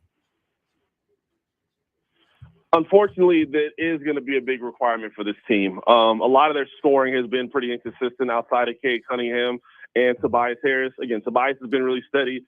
Despite the turnovers, Cade has been doing a good job of filling the buckets up and, generating points for himself and others. But, yeah, this is going to have to be a big requirement for the Detroit Pistons, especially if Jalen Duren is going to be struggling. They're not getting a lot of assistance from Dennis Jenkins, who was a big revelation towards the second half of the year. Karis LeVert has been kind of a disappointment. Duncan Robinson has kind of been hot and cold all series long. So, yeah, the Pistons are unfortunately going to have to rely a lot on Cade Cunningham. And, I mean, we saw how just dangerous he can be. He got his three-point shot going, hit a 5 of 8 of his attempts. Very efficient from the field, 13 to 23. And a big problem that we've seen outside of just his turnovers, he's been missing a lot of free throws. He even acknowledged it during the post game, and he really cleaned that up by hitting 14 of 14 of his shots, especially some in late situations as well, which has been huge. He's going to have to be Superman for a good chunk of this series, especially when you have Paolo Banchero on the other side, who also had an amazing game. But he was a little bit inefficient, and his scoring is not going to kill you as much as a game like Cade or what he did. So you can live with Paolo having the kind of game he did as long as he's not getting other guys involved the way he has been all series. But, yes, the Pistons are going to need Cade to put his cape on and play kind of like Superman the rest of this series if they're going to have a chance to get this out of here. Yeah, think about it. They both scored 45. Cunningham took 23 shots. Banchero took 31 shots. If Banchero is decent at the free throw line, who knows what happens in this game, because he was just horrific from the stripe, going 5 for 12. But he's an amazing player. There's no question about it. Do you think Orlando wins that game with a healthy Franz Wagner? If he's playing, do you think things are different? I definitely think things are different. Franz, There's an argument I've seen on, Orlando Magic Twitter where they constantly are discussing who's their most important player. I think Paolo's their most talented player, but who their most important player is between him and Franz Wagner. And Franz has shown how dangerous he can be. He's a spectacular offensive generator, really does a good job of getting paint touches, a really good mid-range scorer. And he's really undervalued and undersold defensively. I mean, he's taken a lot of responsibility guarding Cade Cunningham. He's forced a lot of turnovers, and he's helped generate a lot of fast break buckets for the Orlando Magic. And he's been one of their most important guys in the fourth quarter as well. So I definitely think it would be a different conversation if he was playing and if he was healthy. That's been one of their biggest problems all season long. Franz has missed, 40-plus games over the regular season, and that's why Orlando was sitting in the 8th seed. If he's healthy, I don't think the Pistons match up against Orlando in the 8th spot. I think they're 4, maybe 5, 6 seed at the worst, because he makes that much of a difference for that basketball team. He's a tremendous basketball player, what they do offensively, and we've seen the growth as a playmaker and a defender as well for the Magic. I agree 100%. That's so well said. Great analysis. Help me with this, because JB Bickerstaff was talking about the defense afterwards. And I don't want to get too caught up in numbers, but Orlando scored 30 points or more in 2 of the 4 quarters. And for a team, they made 17 triples and made 48% of their shots. That is not Pistons defense. Am I being too negative in that regard, or do you understand where I'm coming from when I use that type of statistics to support a concern? No, Shep, you're 100%. That's been a problem for them literally the entire regular season. I love Asar Thompson. I like Cade Cunningham's prowess as a defender. But the biggest problem that the Pistons have had all season long is their opponents will have their drivers and their creators. They'll get to the paint, and then the guys that are the secondary defenders will sag too low trying to give help. And then a lot of times you'll find guys like Desmond Bain or Jalen Suggs or even Anthony Black last night are wide open with open looks, whether from the corner, from the wing, and they just pick the Pistons apart every single time. This has been an issue for them for years, to be honest with you, not even just this season. So, no, that number is 100% staggering, and it's something they should have been taking more attention to before the series even started, because that's where Paolo Banchero has been at his best. Again, if he's giving you 45 points and he's just living at the free throw line, you can live with that. That's a part of his game. He's going to miss some free throws, and he's not going to be as hot as he was last night. But when he's collapsing your defense and he's getting wide open looks for Desmond Bain to get comfortable, he's not missing a lot of those shots. Jalen Suggs has been a backbreaker outside of maybe game 4 for the majority of this series with some of the timely shots that he's been able to hit. So you don't want to be able to play off balance. Franz Wagner as well, if he comes back to play healthy.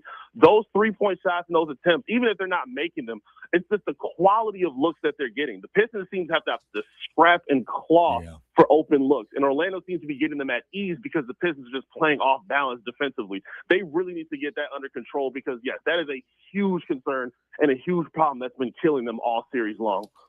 You know, this has been a really good series. I mean, I suppose it's in the eyes of the beholder, Eric, but I think you and I both appreciate defense. And even though there's been way too many turnovers, we can appreciate the strengths of both teams.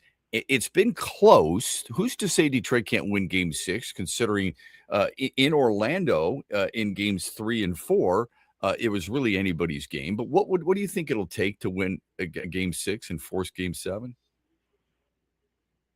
Yeah, it's going to be a team effort. It's going to have to be a collective effort. Again, I do think Cade Cunningham is going to have to be Superman, but somebody else is going to have to go along with him. Danish Jenkins has been really disappointing this series. He's really over-dribbled a lot of possessions. He hasn't been as decisive. His playmaking hasn't been as sharp. He just hasn't been the same guy that we saw in the second half of the year where he really came on strong as their, one of their go-to creators on offense. He's really going to have to step up. I do think he's due for a big game. You also see what Isaiah Stewart can bring to this defense as well and what kind of energy he's brought, helping them on the glass, helping them, not surrender second chance opportunities to the Orlando Magic, which has been a huge problem surrendering offensive rebounds. So it's going to have to be a team effort, even just outside of scoring.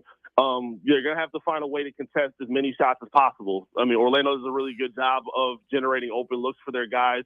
You cannot let that crowd get into a Game 6 because it's not impossible. Again, they have done a good job of winning the games that they've won, but I don't think Orlando has played just fantastic all series long. They've had a lot of C-plus kind of games where the Pistons have been shooting themselves in the foot with mental mistakes to give them opportunities to capitalize. Now, granted, that can be what the postseason is about. It can be about preparation and just mental execution more so than talent.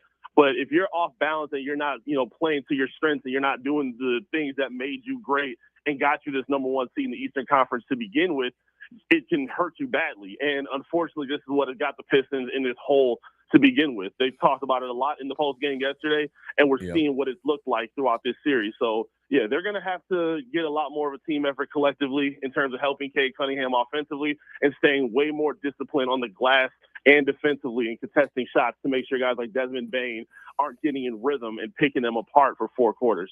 You know this in talking with JB Bickerstaff and other coaches around the league. It's a fine line between being panic-stricken because your team's down 3-1 and staying with the guy who you believe got you there. What surprises you most about his rotation? Paul Reed doesn't play. Marcus Sasser hasn't played. They need another ball handler. And as you've mentioned twice so far, Danish Jenkins has been disappointing. So what has surprised you about his rotation? What surprised me the most of the rotation has been the lack of Ron Holland. I think with the lack of the defensive execution that they've had, Ron has been one of the best defensive playmakers in the NBA all season long. And considering where they had a Franz Wagner and, they were relying on a lot of guys who could help generate some good looks for them offensively, I'm surprised Ron hasn't been featured enough defensively. Now, granted, I think Javonte Green has done a good job in some games. I think Asar has been fantastic. And they do have other defenders around, but I don't think they've been perfect thus far. I think Jalen Duren plays at his best as a paint protector and as a defender, especially in pick and roll situations, when Ron or Asar are in those pick and roll situations with him helping out. When he's by himself and when you see Orlando really zeroing in on how to bring Duncan Robinson on the island, because he's been taking on the defensive responsibility of guarding Paolo, guarding some of their best offensive players, because they're trying to hunt out mismatches. So knowing that if you want to be a defensive-minded team, it has surprised me that we haven't seen more Ron Holland. I definitely agree on the Paul Reed take as well, because B-Ball Paul is an instant paint touch and an instant offensive improvement whenever he's been on the floor. And he also gives you a lot of help and energy on the glass and defensively. So it has been a little bit surprising, especially knowing that JB has unconventionally leaned on 11, 12 guys, off his bench in his rotation. But he said it's been a tough decision where guys aren't going to be able to be in rhythm in the playoffs, balancing out like these jumbo sets. So he's been able to kind of shrink down his rotations. But I did think we'd see a lot more B-Ball Paul and Ron Holland in this series, considering what Orlando has to offer as a team. One last thing. This is probably unfair because they won 60 games, but sometimes certain things are revealed during a playoff series. What has this series, whether they come back and win it or not, what has this playoff series revealed to you about Detroit? To me, it's revealed what we've known all season long. This team really, really struggles offensively. I love what they do defensively. I think they have a lot of great guys that have bought into defensive execution. I think over the past couple of years, we've seen guys like Tobias Harris and Duncan Robinson, find a way to even make impact plays as defenders. But offensively, this team can be an absolute tough watch. And I think that's one of the biggest problems that I was worried about when the trade deadline hit. They trade Jaden Ivey thinking that he could be one of their important secondary scorers. And unfortunately, that just didn't happen coming back from his injury. And they really didn't do a whole lot to really address that. And I think that hurts when you're going into a series like an Orlando Magic team who has, 3-4 guys that are top line scorers that can also, again, help create for others. Even Anthony Black, we saw him come on super strong, before he got injured for Orlando, earlier this year. So that, to me, has been the biggest exposed problem with the Detroit Pistons. I mean, there have been reports that they could be looking at hunting for another offensive star, but I think this is something that they should have been looking at anyway. I mean, Trajan came into the season saying that this is an evaluation period. I think the evaluation period should have ended a little sooner than it did, because you kind of knew what you had after a little while. So to see Cade, play a little tired at some points where so much is being asked of him, where he's getting double teamed, he's getting pressured full court. You've got to find a way to get him some help as soon as possible. We're going into year 6 next year with a guy that's an MVP caliber player, and he still has not had a true number 2 co-star next to him. And that's something that they have to have on their bulletin boards coming into next season. It's perfectly said. I mean, love the insight, love the energy. Fantastic breakdown. Thank you, Eric, for making this show so enlightening so far here this morning. Keep up the great work, man. We really appreciate following you on Twitter and all the great work you do. Have a great week, okay? You too. Thank you, Shep. Right. Appreciate the time. Yeah, you bet. That's Eric Vincent. Follow him on Twitter. I am Eric Vincent. Outstanding stuff. We're going to dive into a little bit of football on the other side, okay? Unless you say otherwise, unless you're involved in the chat on YouTube, on X, on Facebook. If you text us, Sports Radio 21,000, or call us on the Meyer hotline, 866-838-4843. Some interesting already determinations about certain draft picks and how you might have thought about it from a Lions perspective when we come back after this. You've worked hard for decades saving in pre-tax retirement plans like 401ks and IRAs, saving on taxes now. But as your retirement now approaches, you're going to get taxed at rates you have no control over. Hi, I'm Mitch Lyons, founder of Mitch Lyons Wealth. Your 401k balance isn't worth what your statement says. You could lose thousands of dollars to taxes, and those distributions can impact other areas of your retirement like Social Security and Medicare. Could a Roth IRA conversion be of help to you? You've probably heard of Roth conversions, but it can be confusing. Should you convert all at once or over time? Where should you pay the taxes from? How do you know for sure? Get our free personalized Roth Blueprint analysis today to find out exactly what makes sense for you. Your Roth Blueprint could potentially increase your lifetime wealth by thousands of dollars. So get your free Roth Blueprint today. Text Blueprint to 844-867-8335. That's Blueprint to 844-867-8335. Or go to MitchLyonsWealth.com, your best game plan to protect, grow, and win retirement. Hear that? That's the sound of saving a good deal more when you shop with M-Perks at Meijer. Some delicious Cosmic Crisp apples, money saved. Meijer Essential Paper Towels, that's money saved. Savings, savings, savings. Because every dollar spent is also points earned in M-Perks, which you can use to save on your next grocery trip or up to $1 off per gallon on your next tank of gas. At Meijer, we work hard to help you save a good deal more for a whole lot less. That's bringing more good to life. Exclusions apply. See mperks.com for details. Motown Legends. TNT. Together again. Temptations. 4 Tops. Saturday night, May 9th at Soaring Eagle Casino and Resort. Tickets start at $55 and on sale now at the box office and etix.com. Saturday night, May 9th at Soaring Eagle Casino and Resort. Temps and Tops together again.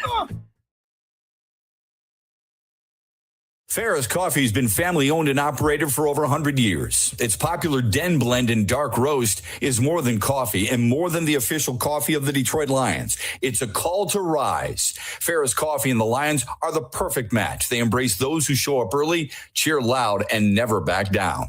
Den Blend is perfectly roasted in Grand Rapids and provides the ultimate fuel for fans who wake up and roar. Whether you're tailgating at the game or cheering from your couch, Den Blend is your go-to coffee for your game day ritual. Saturday night, May 23rd.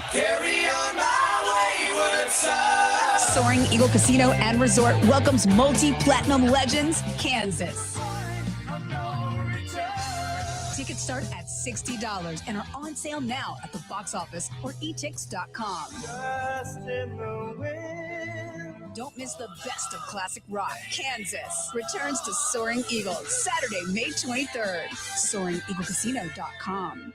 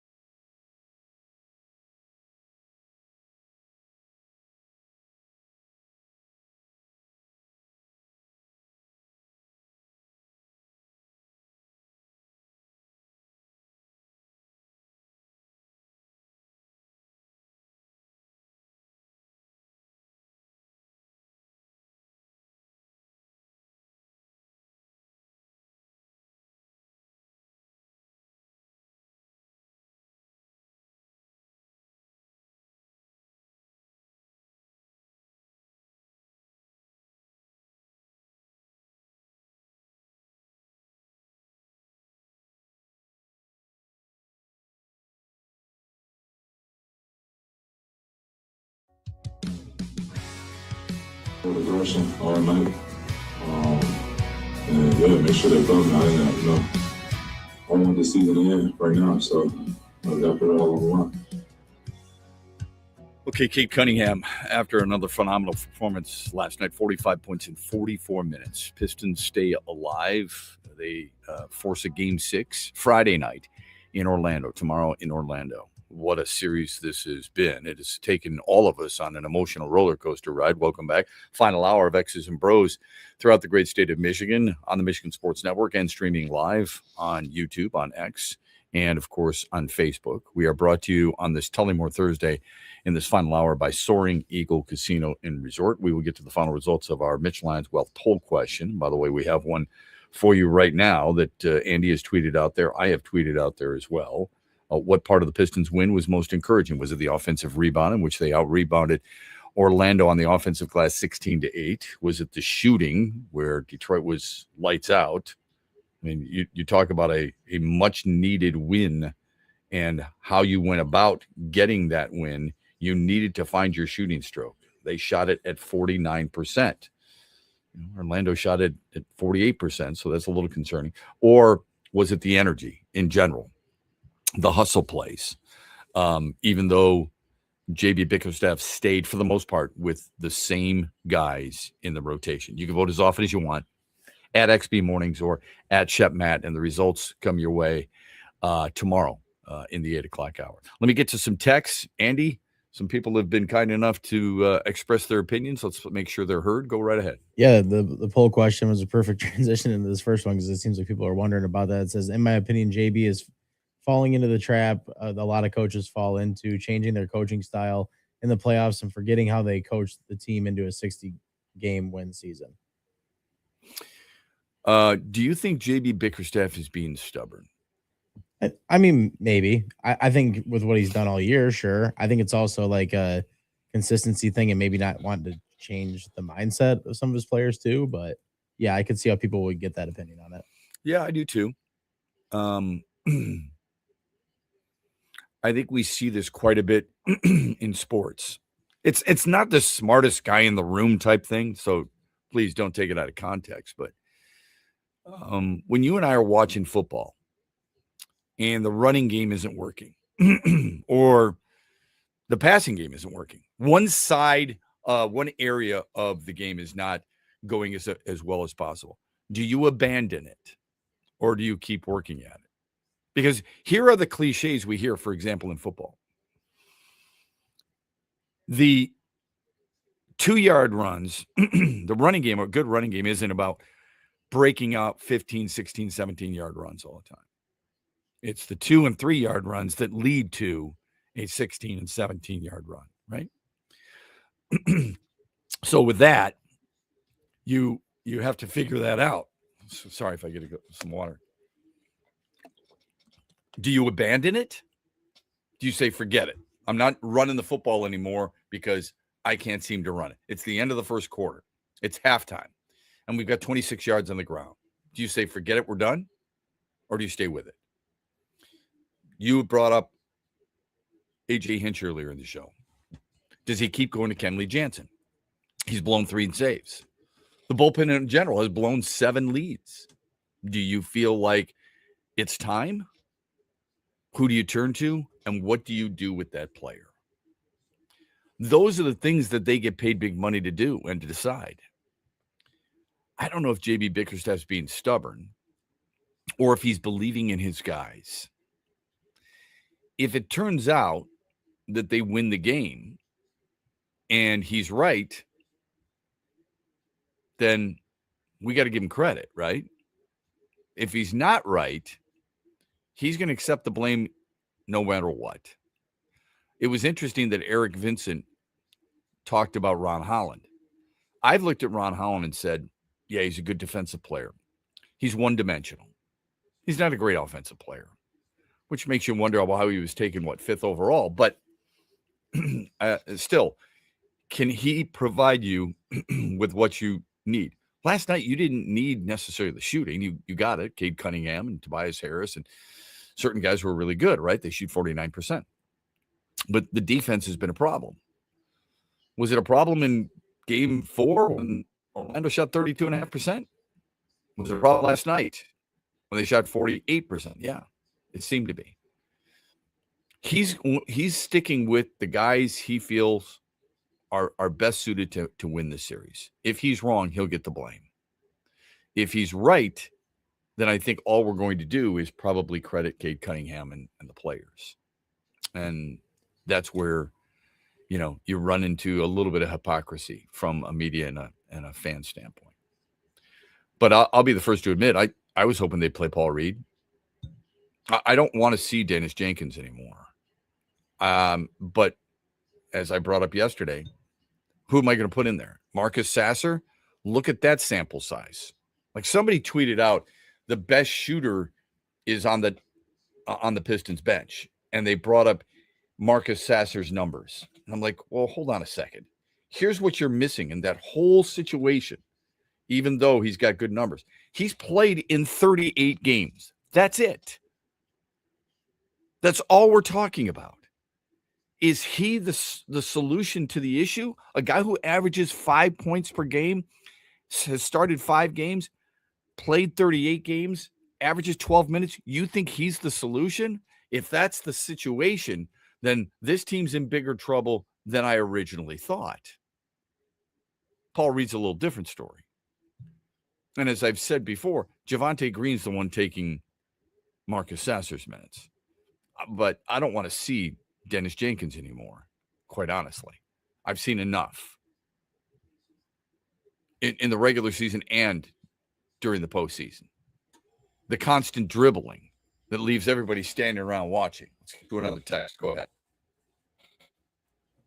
Sorry, one second. Yeah, so got another one here from Maury and GR. It says, Shep, Orlando's MO is simply at the Pistons seem like they don't have answers. It's attack the cup, finish, and at worst draw a foul, or dish it to an open perimeter shooter.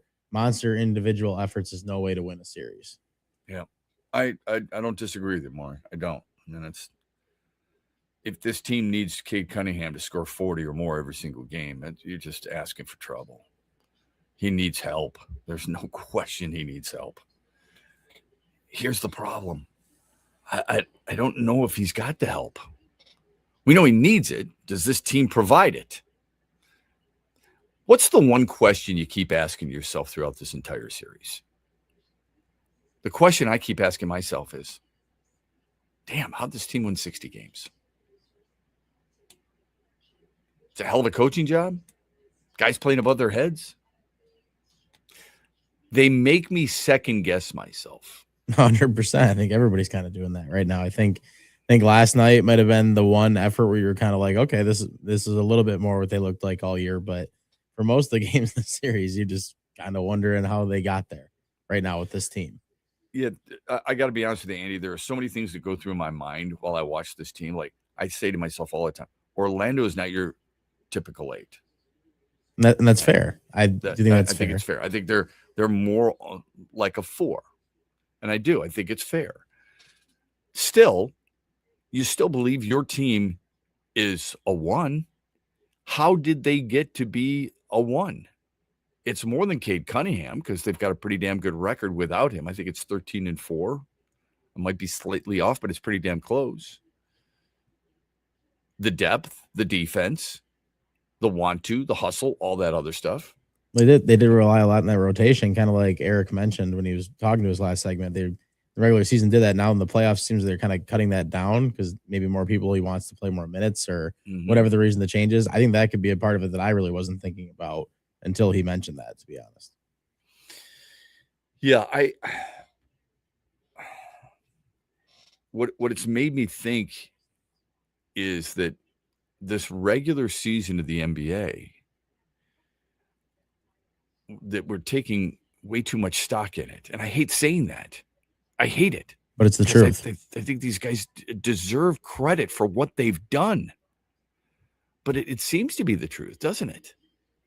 That's frustrating to me. I've got some more texts that we've got to get to. I do want to get to some football here. We're going to do that on the other side. Caden Proctor was high draft pick. It was a joke that he was linked to the Lions. More proof of that when we come back. in the Den. DraftKings Sportsbook is an official betting partner of the NFL. Download the DraftKings app today. Use the code HUGE for a special offer when you sign up. That's code HUGE only at DraftKings Sportsbook. This is Matt Shepard. Each city the Tigers visit, and with each start in that city, Tarek Skubal is talked about, not just because he's the starter that night or that he's the best pitcher in the league, but because of his uncertain status with the Tigers after this year. No one knows how that ends, but we do know Skubal is special at home and on the road. Since the start of 2024, the two-time Cy Young Award winner has 35 road starts and owns a 2.5 ERA with a whip well below 1. Both ranked second in the majors over that span. On top of that, his 24 quality starts that included one last night where he tossed 7 innings of 2-run, 5-hit ball is tops in all of baseball. And yet he's just 14-10 in those starts. But his mission has become just the third pitcher to ever win 3 straight Cy Young Awards, first ever in American League. It's very much alive, and his performance against the Braves last night was more proof positive. Hear that? That's the sound of saving a good deal more when you shop with M-Perks at Meijer. Some delicious Cosmic Crisp apples, money saved. Meijer Essential Paper Towels, that's money saved. Savings, savings, savings. Because every dollar spent is also points earned in M-Perks, which you can use to save on your next grocery trip or up to $1 off per gallon on your next tank of gas. At Meijer, we work hard to help you save a good deal more for a whole lot less. That's bringing more good to life. Exclusions apply. See mperks.com for details. Farrah's Coffee has been family-owned and operated for over 100 years. Its popular Den Blend and Dark Roast is more than coffee and more than the official coffee of the Detroit Lions. It's a call to rise. Farrah's Coffee and the Lions are the perfect match. They embrace those who show up early, cheer loud, and never back down. Den Blend is perfectly roasted in Grand Rapids and provides the ultimate fuel for fans who wake up and roar. Whether you're tailgating at the game or cheering from your couch, Den Blend is your go-to coffee for your game day ritual.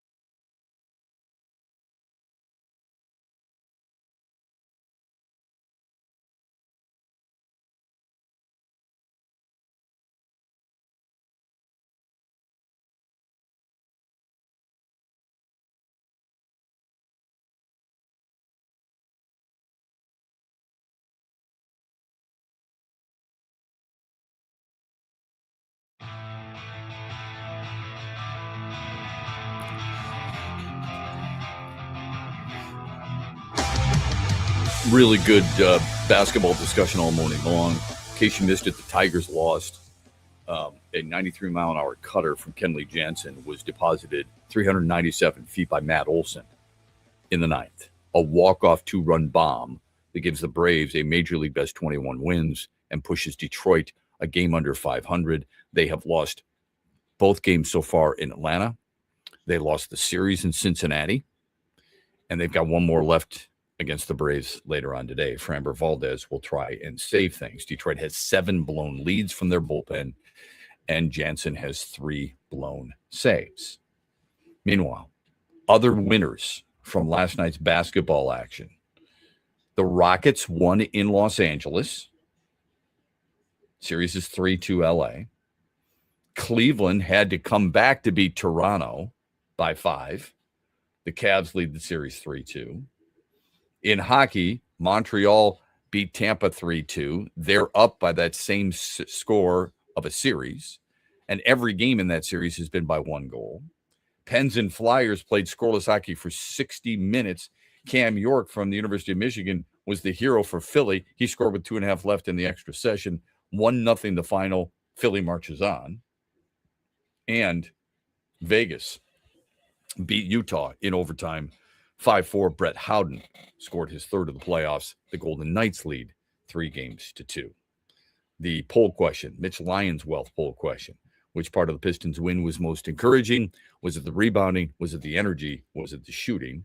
Vote at XB Mornings or at Shep Matt. I saw this yesterday. I'm sure you did too. There have been 2 offensive linemen who were drafted in the NFL draft just a week ago who are now considered guards, even though they were tackles in college. Francis Mauigoa, who I told you at the University of Miami, picked by Cleveland, I said, he's going to be a guard at the next level. Cleveland has stated as much. The other, Caden Proctor, drafted by Miami as a tackle out of Alabama, will start at guard. I'm not saying that's the kiss of death, and I'm not suggesting that they can't move to tackle. Long term, both those organizations, Cleveland and Miami, may see their respective players as tackles. But Proctor moving to guard, to me, validates my belief all along. There was a report constantly by the national media, because they've got all the intel, they have all the inside sources. They tell us that. And it's obvious. I'm not taking anything away from Adam Schefter, Pete Schrager, Daniel Jeremiah, Ian Rappaport, any of those guys. They work really hard. I respect what they do. And we use a lot of their information to validate certain feelings that we have. But I never thought Caden Proctor was a Lions-type player. I know, sometimes that gets overused. He's a Dan Campbell-type player, Andy. Don't you know that? Okay. Take it easy. I'm not suggesting that I know more than anybody else. I just didn't view him as that kind of guy. A guy who struggles with weight and a guy who is just, I think it's not that he's not a good player. Is he automatically the Lions at 17? He's not going to get past the Lions at 17. Well, he went 12th overall. I root for we told you about the statistics yesterday and how challenging it is to get to the National Football League. To be a first-round pick, you should be really proud of that. It's a hell of a job. It really is. I like the Lions pick more than Miami's pick. Miami is moving Caden Proctor to guard. And again, everybody talking about Caden Proctor going to the Lions was a smokescreen for Detroit. I said this. Think about it. The Lions are a team that holds their opinions close to their vests. Free agents, draft picks, trades, contract situations. Who saw the Jamison Williams contract extension? Anybody? Came out of nowhere, right? How many people thought the Lions were going to trade up and get Jahmyr Gibbs. Not even Gibbs expected it. They hold those things in-house. I thought the leaking of Caden Proctor going to the Lions by so many was a big smokescreen. Never thought that was their guy. No, I thought Monroe Freeling might be the guy. The guy I wanted, Viveka Oyenye. Oyenye from Penn State was the best guard, and I would argue the best offensive lineman in the draft. Plug-and-play guy, don't have to worry about him for a long period of time. That's my belief. That's how I viewed him. Doesn't mean I'm right. I'm just telling you.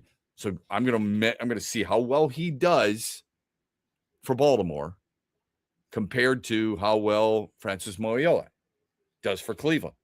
Tackle out of Miami, shifted inside. How Caden Proctor does for Miami. Tackle at Alabama, move to guard inside for the Dolphins. Reporters kept saying that the Lions loved him, that there's no way he gets past him.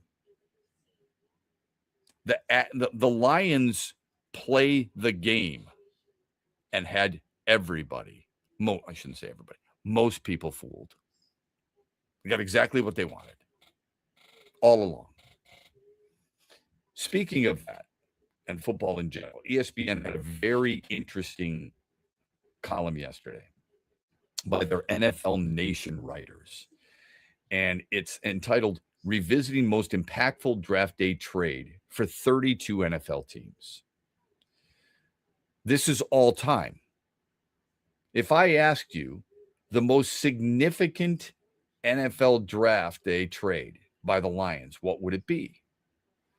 I was thinking to myself over and over and over again what it might have been. ESPN came up with this. The Lions trade down from 6 in 2023 to land running back Jahmyr Gibbs with a number 12 overall pick and tight end Sam Laporta at number 34. I think earlier I said trade up to get Jahmyr Gibbs. I mean, trade back.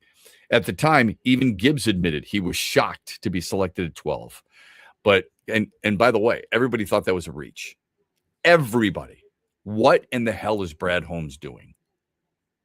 Jahmyr Gibbs, I believe, if you look at those numbers associated with ranking players by Stats Inc. or Scouts Inc., Scout Inc., he was at 33 and he went 12. So everyone was like, this is a huge reach. Are they saying that now? They just picked up the 5th-year option. He's going to make $14 million this year. Do you think they're saying that now? And if I asked you who's the best running back in football, few names come to mind, don't they? Yeah, for sure. Okay. Is Jahmyr Gibbs one of them? Absolutely. Yeah. Without question. How is he not with what he's done? Okay. Yeah. So do you think it's a reach? No, not at all. It's absolutely not a reach. You know what a reach might be? This is for need. Jadarian Price. That might have been a reach. Jadarian Price out of Notre Dame, the second running back there. Seattle took him with the final pick in the first round. I'm not saying he's not going to be a good player. I'm saying they drafted for need because they lost Kenneth Walker to Kansas City as a free agent. And Zach Charbonnet's not going to be ready at the beginning of the season. They need a running back. They don't have a running back. So they got to draft one. Okay. That is drafting for need. I'd be surprised if he was their 32nd best player overall. That's a bit of that would be to me more of a reach than Jahmyr Gibbs being a reach. I don't know how you could call Jahmyr Gibbs a reach at this point either way, but not anymore. Yeah, that's okay. For sure. He's off to a record-breaking start in his NFL career. He's got 49 total touchdowns through 3 seasons. Oh, and on top of that, Sam Laporta, who people didn't like either. I was fired up. I thought they were going to get Michael Mayer out of Notre Dame. But they took Sam Laporta. I wasn't mad at it, but I was surprised by it. Laporta's a one-time Pro Bowler. When he comes out, how important has he been? He's been a massive piece missing from that team last year. Huge. Big-time role. And one of the best tight ends the franchise has ever had already, if he stays healthy. Got to take a time out. We'll get to more of your texts on the other side. This is a Tullymore Thursday on X's and Bros, and we're brought to you by Soaring Eagle Casino and Resort. Hear that? That's the sound of saving a good deal more when you shop with M-Perks at Meijer. Some delicious Cosmic Crisp apples, money saved. Meijer Essential Paper Towels, that's money saved. Savings, savings, savings. Because every dollar spent is also points earned in M-Perks, which you can use to save on your next grocery trip or up to $1 off per gallon on your next tank of gas. At Meijer, we work hard to help you save a good deal more for a whole lot less. That's bringing more good to life. Exclusions apply. See mperks.com for details. Mitch Lyons here, founder of Mitch Lyons Wealth, where we create your best game plan to protect, grow, and win retirement. I'm here with Tiger legend Kirk Gibson, who we are proud to support and partner with on the newly opened Kirk Gibson Center for Parkinson's Wellness. Thanks, Mitch. We appreciate your support, and we are excited to have recently opened the center in Farmington Hills. It provides exercise therapy and educational programs that are helping the Parkinson's community. Just like Mitch Lyons Wealth helps improve the quality for their clients' retirements, this center helps improve the quality of life for people with Parkinson's. And Gibby, the best part of all is that access to the center is available to the Parkinson's community free of charge, right? That's right, absolutely free of charge for people with Parkinson's and their care partners. You hit a couple of the most famous home runs in Major League history, Gibby, but I feel that your greatest hit will be the positive impact that Kirk Gibson Center is making in the fight against Parkinson's. Mitch, since my diagnosis, I get up every day and focus on winning that day. This center encourages others to do the same. Awesome, Gibby. To learn more, go to kirkgibsoncenter.org.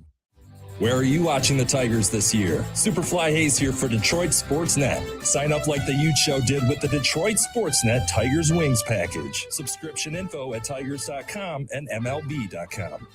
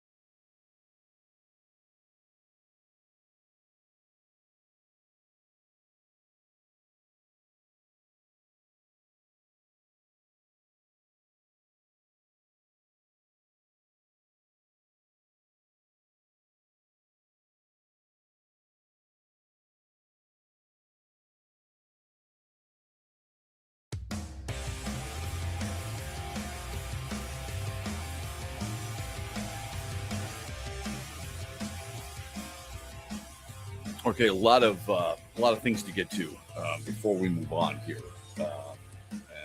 and don't forget the huge show a little bit later on today, 3 till 7 on these same great station affiliates.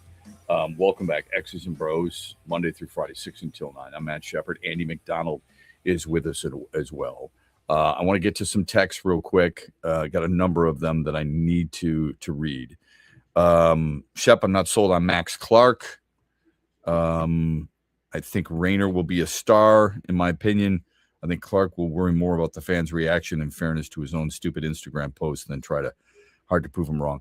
I don't follow him on Instagram. Not on Instagram. Do you follow him at all, Andy? Max Clark? Yeah, I do. I do follow him on Instagram. Yep. What are some of the things that perhaps this texter is referring to? Well, what was stupid Instagram posts? Okay, I guess that depends how you look at stuff. I feel like people are a little harsh sometimes because they forget that people can have a life, I guess, outside of the sport. But yeah, his posts are.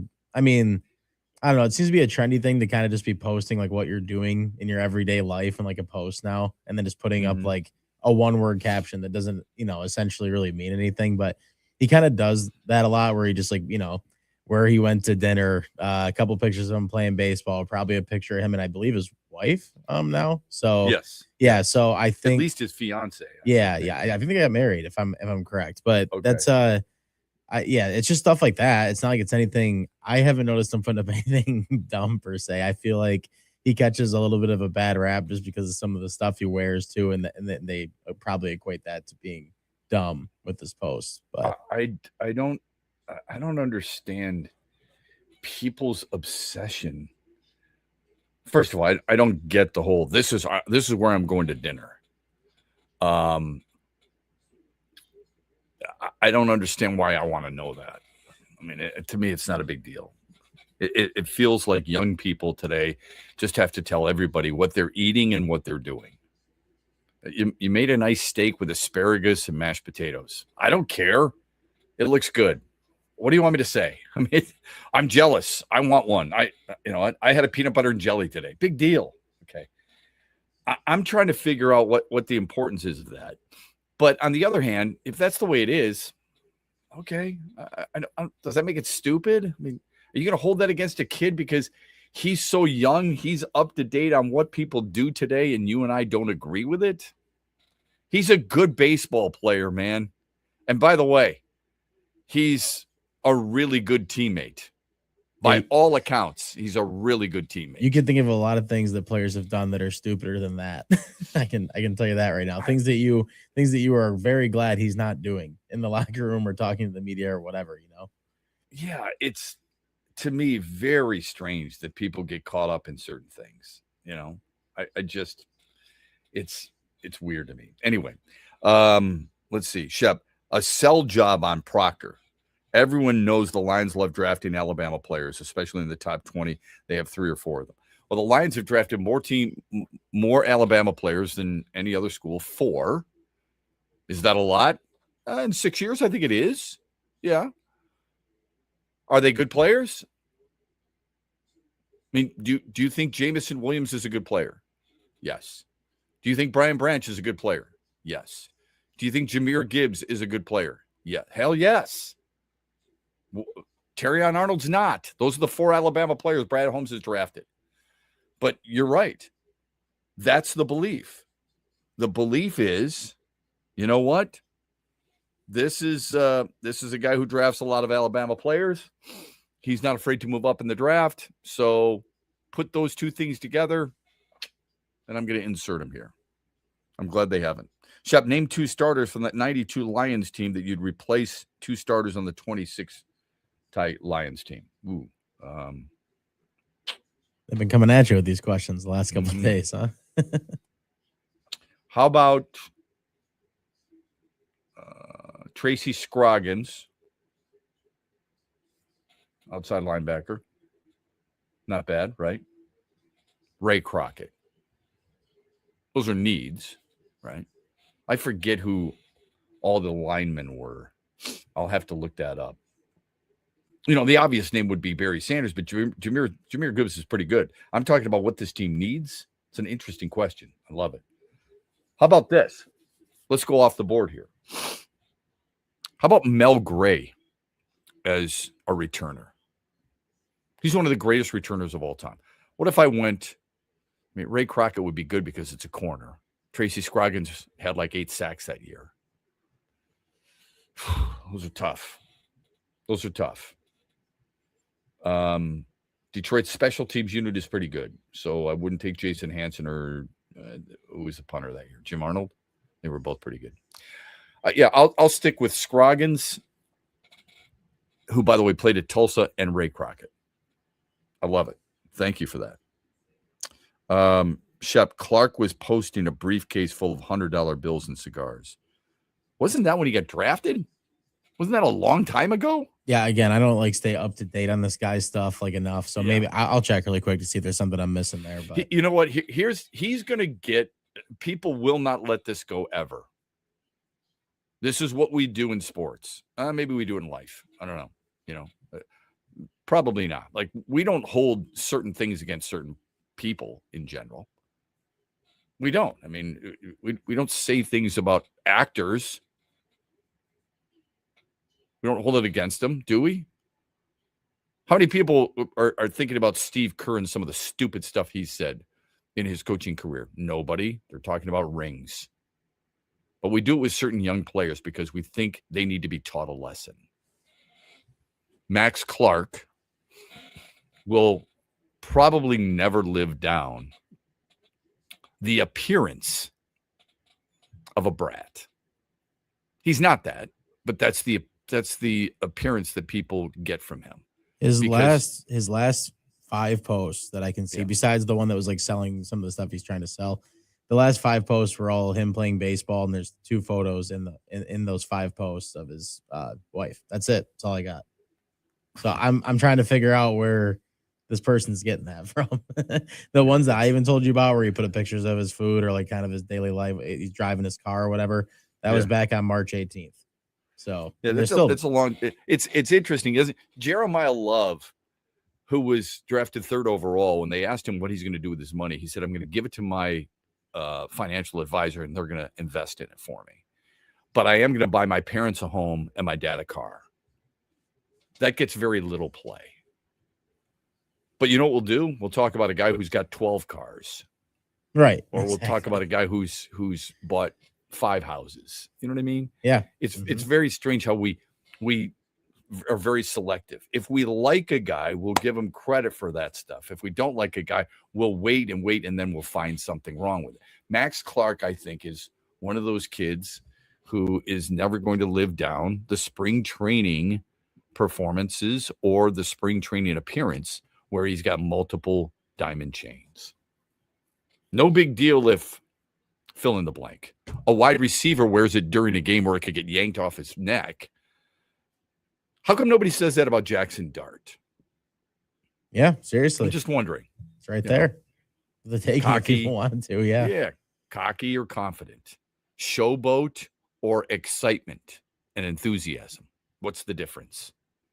The eye of the beholder. That's what it is. Seriously, that's what it is. Max Clark is seen as a young showboat kind of guy because he wears multiple diamond chains. But when Deion Sanders wore it during baseball and or football, it was showtime. I was going to say, there's a majority of players that feels like they come into games, with some kind of fashion on when it comes to like the NFL or the NBA. Like it's like a common thing, but yet for some reason, what, just because it's baseball? Is that why? I mean, maybe it's definitely not as commonly seen in baseball. Sure. But why he's an athlete just like the rest of them. Andy, I remember being on a Pistons plane one time and guys walking, this is years ago, guys walking down the middle of the aisle. And my broadcast partner was like, these guys have more money in their ears than I did bringing home when I played. How come nobody says anything about that? Never. You don't hear a damn thing about it. Of course, you don't hear about how, Tobias Harris doesn't look like that. Tobias Harris doesn't have all that gaudy jewelry. It's gaudy. It's not for me, but it's for them. So what? Exactly. There's a lot of things that aren't for us that we don't like. I wouldn't buy an orange sports car, but I'll take the car. I wouldn't wear a bunch of chains if I were playing baseball, but I'll take Max Clark. I think he's going to be a good player. I think he's going to be a really good player. Let's get to the final results of our poll question, can we? Here's the poll. We haven't done this yet, have we? No, we have not. We Okay. have not read off the one from yesterday. I just want to make sure. Mm-hmm. We asked you, which Piston deserves more time? Paul Reed, Ron Holland, Isaiah Stewart, or Marcus Sasser? There's only going to be one right answer based on last night. What was the answer? Well, Isaiah Stewart was who people wanted to see play more. I Okay. think that has a lot to do with how he played in Game 4. I felt like, he played that much better than Duran. That probably has a big role of it. That was 41% of the vote. Paul Reed is 35% of the vote, and that doesn't surprise me at all because it seems like people have been asking for him all series. Yep. Ron Holland at 18%. I would have probably picked that to be third too, and then Marcus Sasser was 6%. So, I mean, yeah, I still don't I don't really understand the Marcus Sasser stuff at all. But the other three, I can definitely see wanting to get them in the rotation more. Yeah, for some it might be Marcus Sasser because there's really nobody else, or that you don't want to see Dennis Jenkins. Yeah, it's just flip it to somebody else for sure. Yeah. Isaiah Stewart played a playoff high, not in his career, but a playoff high. Well, it is in his career because he didn't play in the playoffs last year. A playoff high 20 minutes last night. So he has warranted more for sure. Thank you for voting. And you could vote on our current poll question as well. Which part of the Pistons win was most encouraging? Offensive rebounding, shooting, or energy? I said this a long time ago. I would say probably 4 years ago. I said, if there's one player that the Red Wings could use, it's Brady Tkachuk. This is before he and his brother dropped the gloves against Canada a couple of years ago in the Four Nations tournament. This is before he made the Olympic team. All right. I promise you that. All right. I'll tell you when I'm wrong, but I also have to acknowledge sometimes that there are certain things that I've done now where I've been right in predicting, whether it be a Zach Frazier at the center for Pittsburgh Steelers, a David DeCastro. I lean on that quite a bit. There are certain draft picks I think I got right. There are certain draft picks I got wrong, period. Okay. I could be wrong about Monroe Freeling. I could be wrong about Viveka Olianye. I could be wrong about, Gabe Akis. There's a lot of guys. I thought Brady Tkachuk a few years ago would have been the perfect fit for the Red Wings because he plays with an edge and he can actually score. Like, I think power forwards, he's not Brendan Shanahan. But when you look at a guy who's 26 years old, by the way, when you look at a guy like that and he plays a lot of games, so he's not injury prone by any stretch, and he can pump in, for the most part, he'll give you 30 goals a year. A power forward who complements Dylan Larkin and a guy like, I don't even know if you'd be able to keep him, Lucas Raymond. You add Brady Tkachuk to that line and you're in really good shape. I don't know what it would take to get him, but the belief is that he is going to get traded at some point. Now, in fairness, against the Hurricanes in that series, he wasn't very good. He didn't have a point. Okay. I don't know even if he wants out of Ottawa, to be honest with you. Okay. The Wings, I hope, are. We read the story yesterday on ESPN saying the Pistons are going to be aggressive and going to get a big name. My hope is that the Red Wings are going to do the same thing. Okay. He is 26, as I mentioned. He's got a contract that runs through 28, which means a couple of years, okay, where he's going to make about $8 million a year. Same as Larkin, same as Sider, close to Raymond. About 8.2 is what I read, all right? The Wings got the cap space, no question. But how do you trade, if you're Ottawa, arguably your best player, one of your leaders, and what is it you need? Because you don't want Larkin and Raymond as part of that deal, either or, because he's supposed to add to that line, right? You're supposed to solidify it. How are you going to do that? He's an impact physical guy. He had the second most hits since he has come into the league. He's also got the second most penalty minutes. Is he clutch? It sure seems like it. Seems like he rises to the occasion, at least as far as I'm concerned. Probably wants to come back to the United States. Got really pissed when Canada was booing the national anthem. I love everything about him. He's my kind of player. I don't care if he does a podcast. Who gives it? We don't say anything about Amon-Ra St. Brown doing a podcast. We don't say anything about Terrion Arnold. Oh, yeah, we did. We did say something about Terrion Arnold doing a podcast. Absolutely. So I think he would be a really good fit for the Red Wings. If you're going to give up a first-round pick for Justin Falk, who I thought was a good addition, even though he didn't play all that great, and I'm excited to see him next year solidifying a top 4 defensive pairings, okay? Top 4 rotation of defensive players. There's a lot, okay? There's a lot that needs to be done, and a lot can be done. And it seems like Brady, in a way, is a little fed up with what he said, for sure. So, yeah. So here you go. You got an opportunity for a guy who probably wants out, and a guy who is able. And I know we lost. We've got some technical difficulties on the stream, but we're still going strong throughout the state. A guy who's going to come here, give you some juice, give you some aggression,